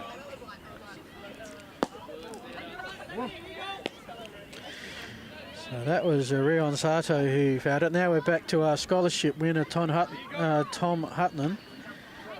RBI and a walk. So he's 2 for 2 getting on base tonight. It's actually been your lower half of the order that sparked the Tigers into action tonight. Yeah, the kids have been fantastic. Special shout out to the Horrocks family up in Queensland. It's wonderful seeing them when they came down for the rain out earlier in the year, but glad they get to still be a part of it tonight. In the dirt. Check swing, I think. That one was a little bit more obvious than the situation earlier, so... That's a 1-2 count, isn't it? Yeah. Yes. Yeah, okay. It's a 1-2 count. Don't believe what you see in front of you.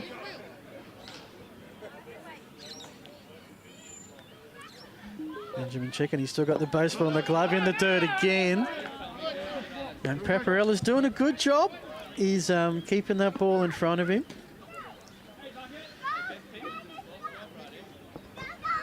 Lovelock at first. The Tigers with a 3-run lead. We're 25 minutes before there's no new innings. Well, it's interesting calling a baseball game when you start putting a clock on it. Not quite the same scenario as Monday's Super Bowl, but a little clock management here from Coleman and the team would certainly make my heart rate... Yeah, that was a... I've watched 41 Super Bowls. Gridiron was my first sport I got to commentate. One of the better ones. That's 2 on for the Tigers. And so whilst Tom Hutton is there, probably a chance just to talk about your scholarship that you have, that he won back in 2014-15, I think. Yeah, so the very first year that we had the Blake Horrocks Memorial Cup, we did a little bit of fundraising down at the club and had a conversation with the family around, you know, what did we want to do with that money. And as an extremely talented junior baseballer, you know, Blake participated in a number of representative teams and so forth. So we had a bit of a conversation around the league's winter academies that they were running at the time. And it provided us an opportunity for our junior players then to basically fill out a bit of an application about why you know, they should be considered for it, not just on the basis of their baseball ability, but also, you know, qualities that Blake showed and exhibited during his time with us. And it's just wonderful now to see some of these guys that took advantage of that starting to make their presence felt in senior baseball. Yeah, I'm finding it now that, especially with that Futures game, kids that I'd called in the Junior League Championships from the different charters around the country are now, you know, in that adult range. As there's a pass ball, the catcher doesn't know where it was. Benjamin had a much better idea, but everyone's advanced, and now we have 1 out and, well, 2 Tigers in scoring position. Starting to look a little breezy here now. I'm not sure if there's rain on the way or not. This is more the typical afternoon kind of Southern Districts conditions with the wind blowing in. Certainly wasn't in effect in the first inning when Hutchings went deep. That was one right at us. Almost needed the 7-second dump button on that one there. That's correct. can tell you that West Torrens lead Goodwood 12-0 in the 5th. Golden Grove lead Woodville 10-3 in the 6th. Sturton, Henley and Grange are tied 1-1 in the 6th. East Torrens over Kensington 5-4 in the 7th. All games still in action. Again in the dirt. Paparella did well there. Yeah. Just to keep it in front.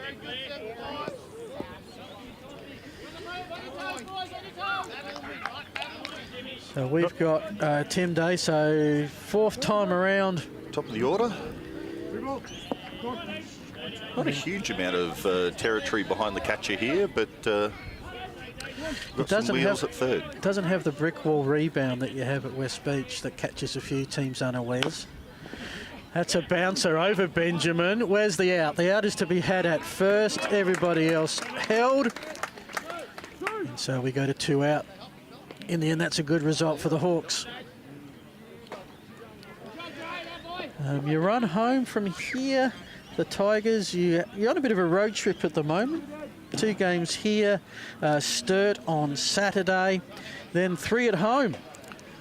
Northern Districts, Henley Grange and Port Adelaide. Yeah, there hasn't been many home games since Christmas, so we're looking forward to this block coming up shortly. But the guys have certainly played some very competitive baseball away. So, you know, it's a sign of a good developing team when you can win on the road. And you're actually looking for your 3rd road win this season. The other 2 were at Northern District. So, and of course, if you win this, you've actually claimed a scalp against a team in the top 6. I get the feeling this particular game is a bit like your showdowns, where positions on the ladder, they mean a little bit, but not much. Yeah, it would be foolish to look at the win-loss record in these cups and just assume that they've been comfortable wins. Play at the hot corner, gets the out. Tigers got a few in scoring position, but did not score. It remains a 3-run ball game. We are halfway through 5. You can see there out west, the York Peninsula is getting a bit of a drenching. But unlike a lot of storms in Adelaide, where it comes from the west across, this one's sort of come down the peninsula, hasn't come in yet. Might be a good chance to recognise, Craig, some of your sponsors. Yeah, some of our major sponsors, and you know, it's been a phenomenal support over the last couple of years in particular. But you know, we've got the Highway Hotel, Bergonomics Glenelg, Gelatissimo Glenelg, Green Day's Garden Makeovers, and Star Pharmacy Glenelg in particular, as a number of our sponsors that have just been absolutely huge for us in the last 2 years. So special shout out to them and thank you for your support. Very hard to put a team, or in your case, multiple teams, on the paddock. And I'm just feeling, did I just feel a little bit of rain? It certainly sounds come in like there. it. So this could get interesting, because we've got to get through 5. Yeah, the rain's here because the crowd's starting to disperse a little bit.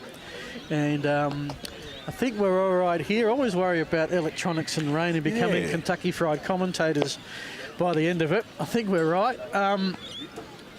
We're not at a legitimate game length yet, are we? Because that's got to be 5. I think we've hit the time requirements. Right. Okay. I think you might only need an hour 15 or an hour 10 as the absolute minimum. We're 70 minutes. I think I heard that last week. I reckon you're right. Of course, every league slightly differently.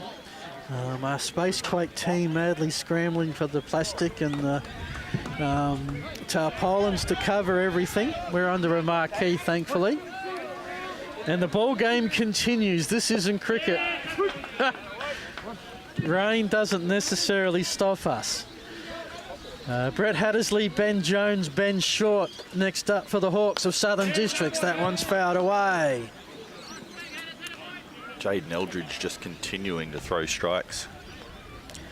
Yes, it is a pity that we don't have the live stats up, because I would love to have an idea of his pitch count at the moment. Yeah, we've got to be getting close. Although the increase of the pitch count after Christmas up to 125 gives us a little bit more to play with. That was a well-positioned hit. It was in the direction of Elliot Ross. He dove well to get it, just bobbed out of his glove momentarily. And that was...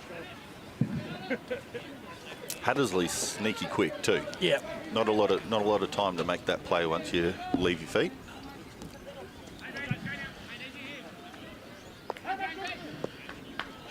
So this is Jones. And it's game on here. It's a lot of things could happen right now, Craig. We could get a rain out and a Tigers win. Or we could get through and the Tigers win, or the Hawks could do something at the death and get the win.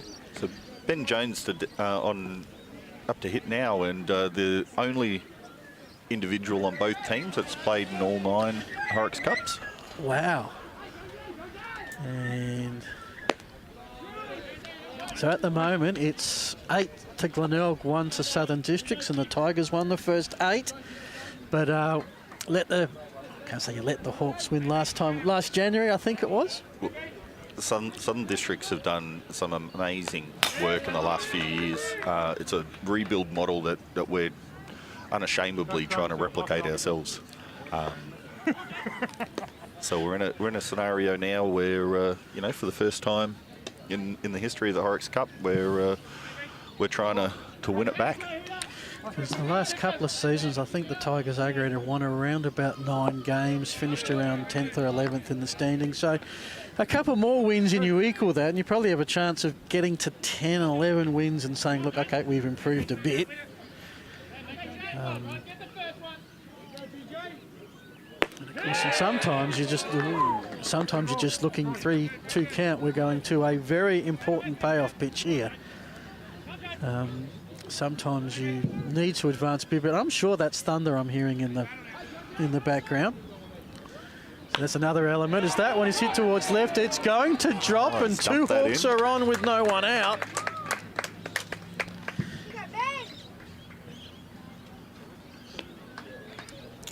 And this game is very, very delicately poised right now. Couple of anxious conversations in the Tigers dugout here, so I imagine we're getting pretty close to the pitch count. And we'll see who comes in after that.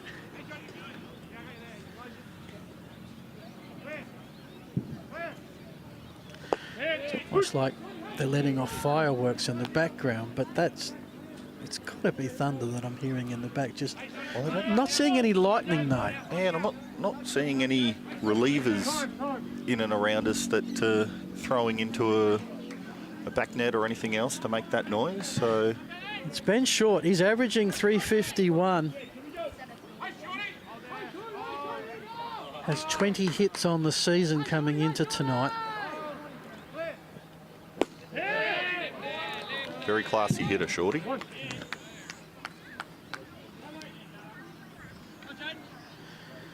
The umpires don't, usually when there's thunder in the vicinity and lightning and, metal helmets and bats are not a great mix. No, there's not. It's not thunder? Okay. It's something else. Okay. That one's that's the sound of the tin roof. Big ground ball right here.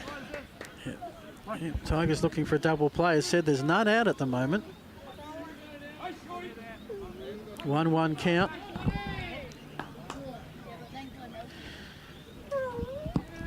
The Hawks batting around their second time at the moment. Eldridge the workhorse. Trying to find a way to get through 5. Very patient approaches from a lot of these south hitters, taking some very close pitches, but just having a great view of the zone. Scheduled to go 7. I can't see it going 7. That's a long hit. Will it drop? It won't. Everyone has to retreat back to position. Joey Gluyas made a good effort to get to that. Had that have dropped, it could have been probably another run. Not to be. That's an important first out. That's a tough catch in these overcast conditions as well. So that Yeah. ball gets behind and scores a couple of runs, and it's a very nervous co-commentator you've got here. How would you judge the light conditions right now? Look, anything worse than this, and it really makes for very challenging conditions. It's 7:45. In theory, the sun's up, but it's thick overcast. There's rain not too far away, and what you're seeing on your screen is not really what we're seeing here. As there's a hit, it's found the gap. This will not bring a run. Everybody's going to hold up.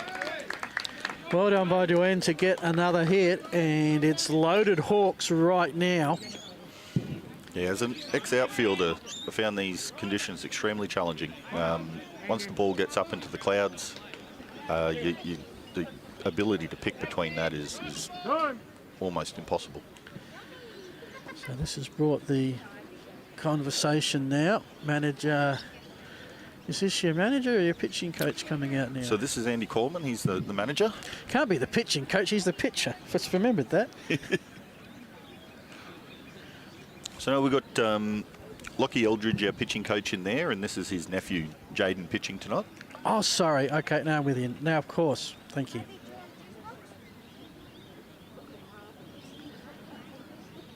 Nephew, cousin, sorry, not nephew. Yes, I completely missed. I should have known. Like, the families that play baseball at this level. It's funny how many times we've got guys, they'll even, I think last year or the year before he might have got caps votes because right. Yeah. because they wrote down his name for Jaden. So it happens, mate. Yep.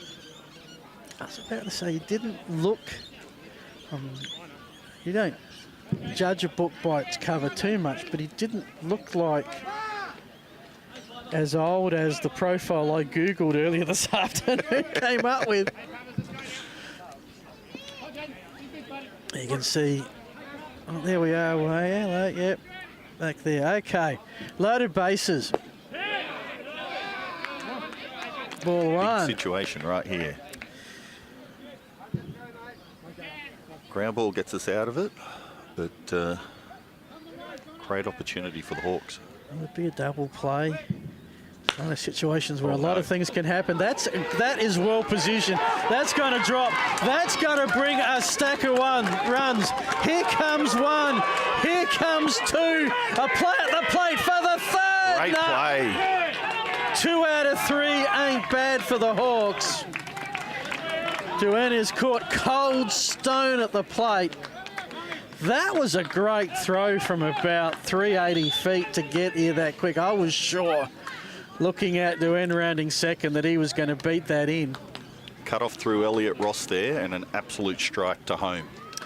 Right, link up, man. And look, that throw to the plate just saved a run. What's that, make it a 1-run game? Yep. Wow. Huge shot.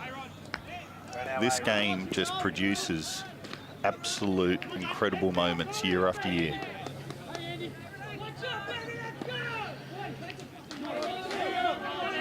So I've got it 7-6.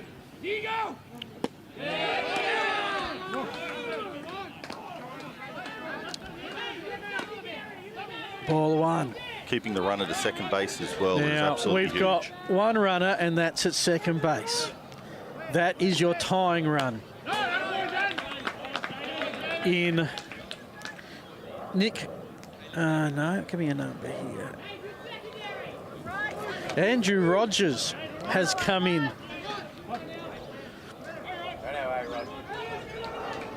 He's coming in as a pinch hitter. Averaging 263. Certainly don't want the lineup to turn back over to Hutchings here. So he's come in from... Hutchings is on deck. He's come in from Tom Pepperella, so that means they're going to have to make a catching change as well, I guess. Not something you usually see mid-game. Not usually, but Southern Districts is a club with some considerable catching depth, so... There is rain here, but it's what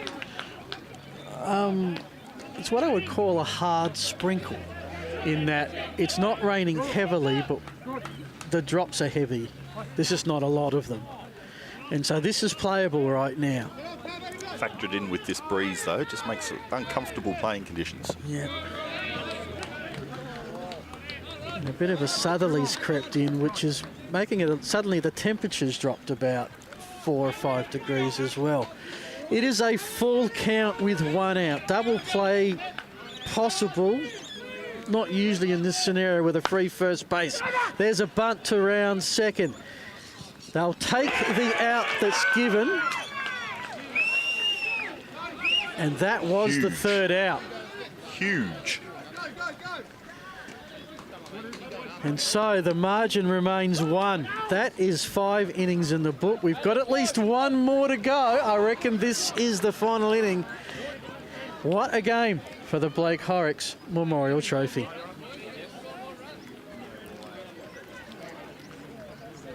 Speechless. 7 minutes left.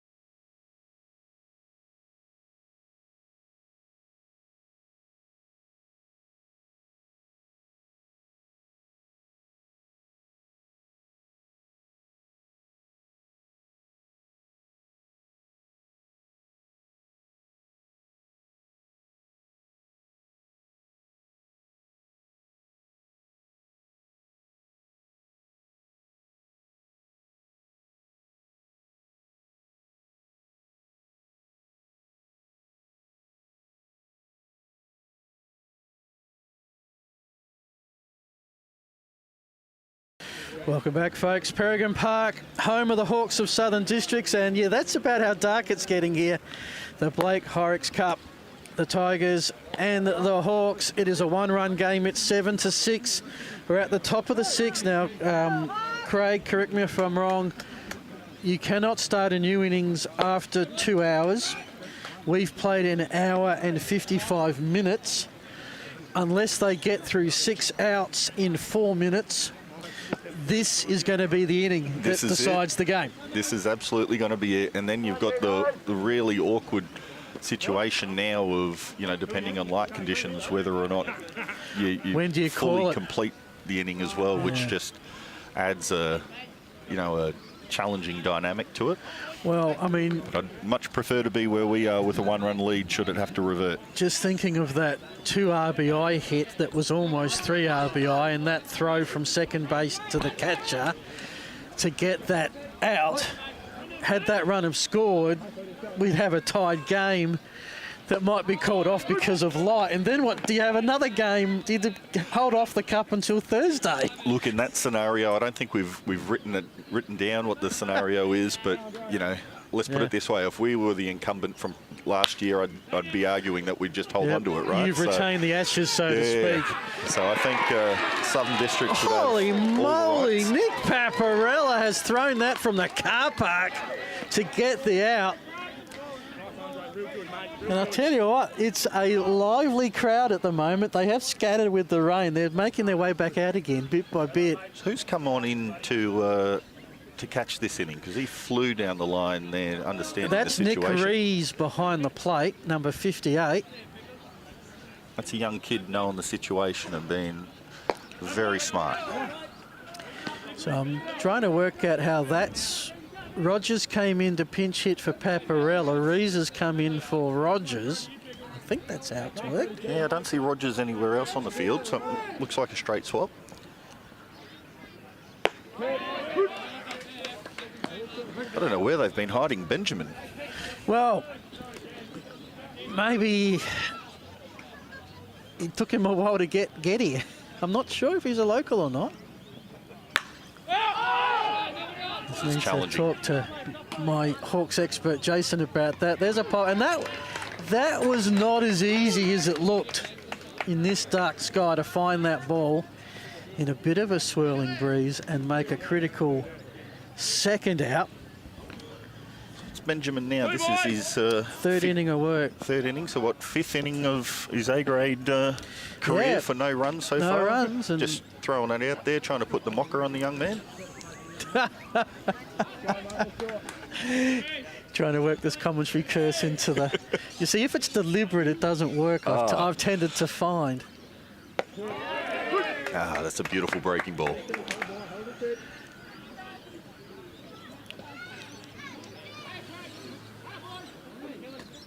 So we're with Connor Hill, batting 5, first baseman tonight. Puts that one.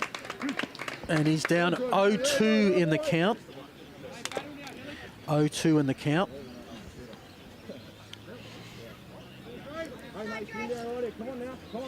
Strike away from retiring the side in order for the first time tonight. Here's a commentary curse for you.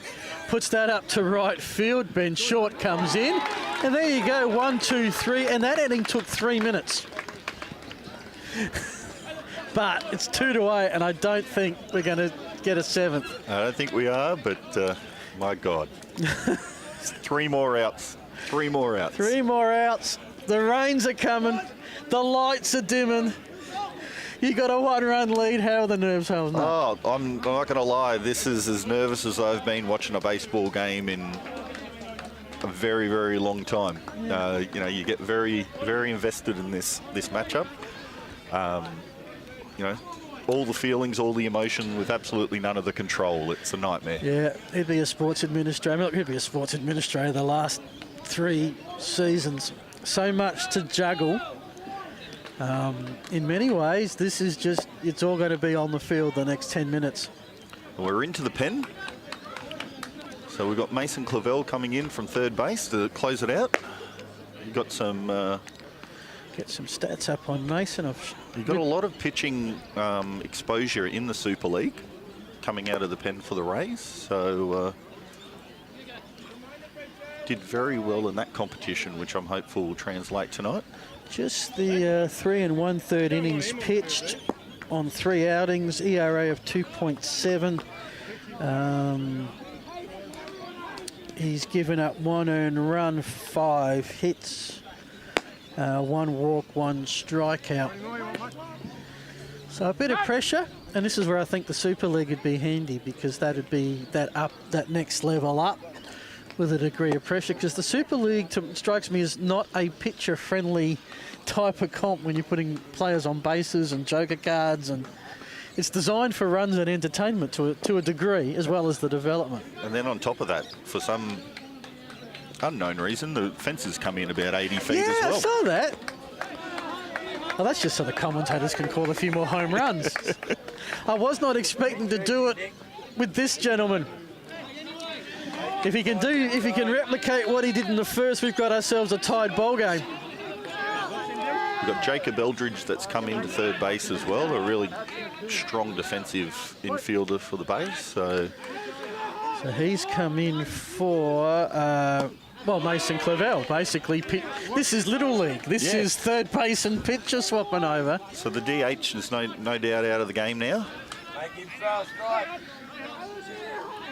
Which given, Glenelg, we've now hit 1 past 8, so the Tigers are not going to bat again. Not going to hit again. I think that's the right term to use. 1-1 count, no one on 1-run ball game. Fouled back, 1 and 2.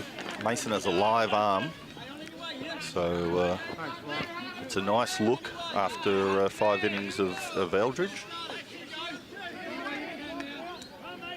Just seeing that the team is positioned normally. The shortstop and second base are back a little. Outfield, you'd say, are fairly deep right now. Yep.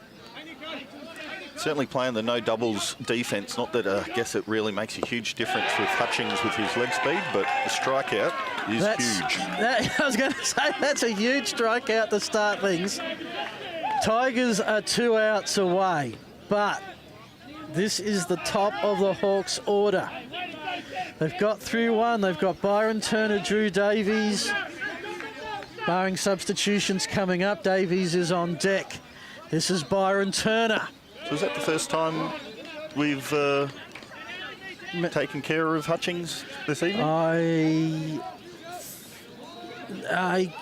No, he got out on a fielder's choice in the 5th, so I think they went to first at that time. That's a swing over the clubhouse. I just wonder if they ever collected any trains or cars in this ballpark. The train line over the away dugout used to be the end of the line here at Christie's Downs once upon a time.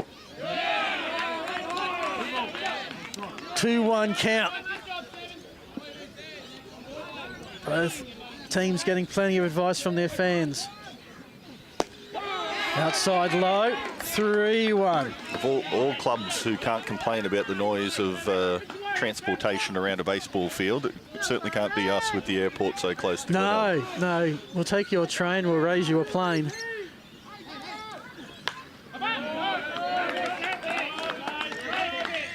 And you would certainly get it even more than at West Beach, which can be quite spectacular if you time the takeoff with the anthem. It's almost like you've organised a fly past.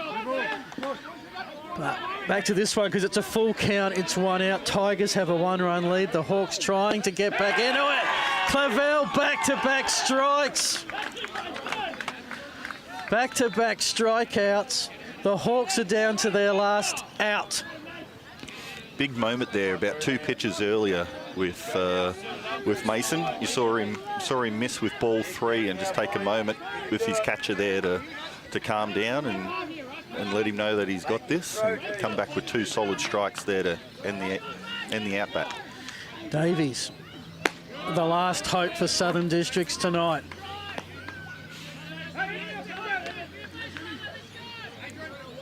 The Hawks open the score. Why isn't it ever the 9-hole hitter in this situation?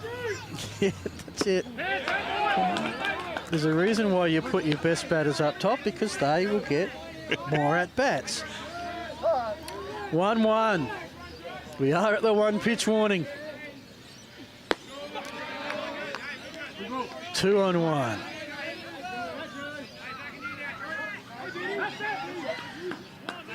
They're looking for their biggest win of the season. Davies fouls away. It's 2-2 with 2 out. I like to call it a Richie, all the 2s, but... Look, if I was a casual observer here, that's a gorgeous left-handed swing. Yeah. And didn't miss by much. We're going full. How does he not swing at that? Great game. Nerves of steel from Davies. 2 out, full count. Here comes a big pitch. Swing and a miss. Clavell has struck out the side. Strikeout, strikeout, strikeout. What a game. And the Blake Horrocks Memorial Trophy is heading back to the Bay. Oh, that is fantastic. What an absolute classic game. Stick around, folks. We're going to have as the 2 presidents shake hands, we're going to have a presentation shortly. Craig, I have a feeling you might be a part of that. I might have to put these down and go out and do some other duties, my friend. Thank you so much for your efforts. We will go down to ground level shortly. Yeah, hope you all enjoyed that one. I reckon Squid would have loved it. Would have absolutely loved it. It's the type games. of crazy, chaotic game he probably would have thrived in. Look, and if he was here, there probably would have been a little bit more lip on both sides as well. He absolutely loved that part of the banter. But it's just wonderful, the environment and passion that both clubs take in the memory of that fine young man. We will take a short break. We will be back with the presentations very shortly.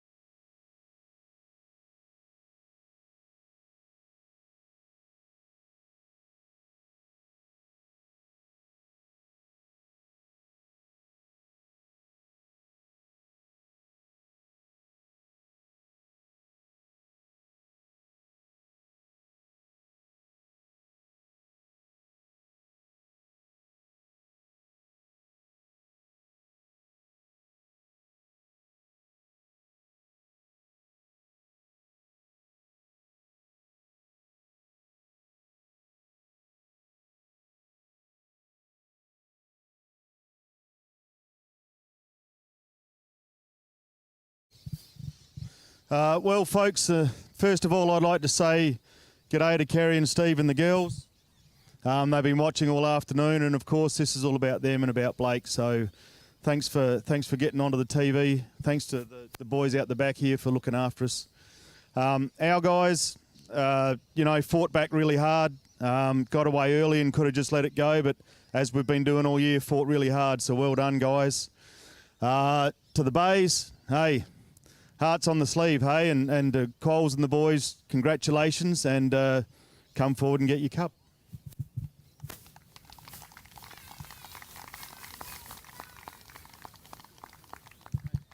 Thanks very much. Cheers. Southern Districts, obviously, every time we come here, you put us under pressure, and the boys took it to you today, but a great tussle. To really fight back there. So thanks very much. Thanks to the Horrocks family for obviously helping us out with the day as usual. Good to see you guys, and glad we could get it home. I set the boys a task today to get it done, and they did it, and well done. Well done, thanks. MVP for the day, I'll hand over to Craig to announce that. Thanks, guys. MVP for today's game is our horse, Jaden Eldridge.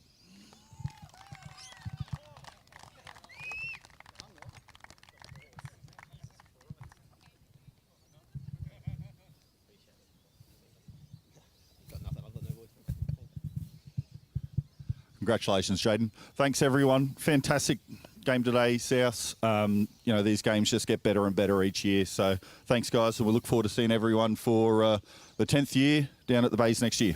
Cheers, all. Thanks, everyone. Back here again on Thursday.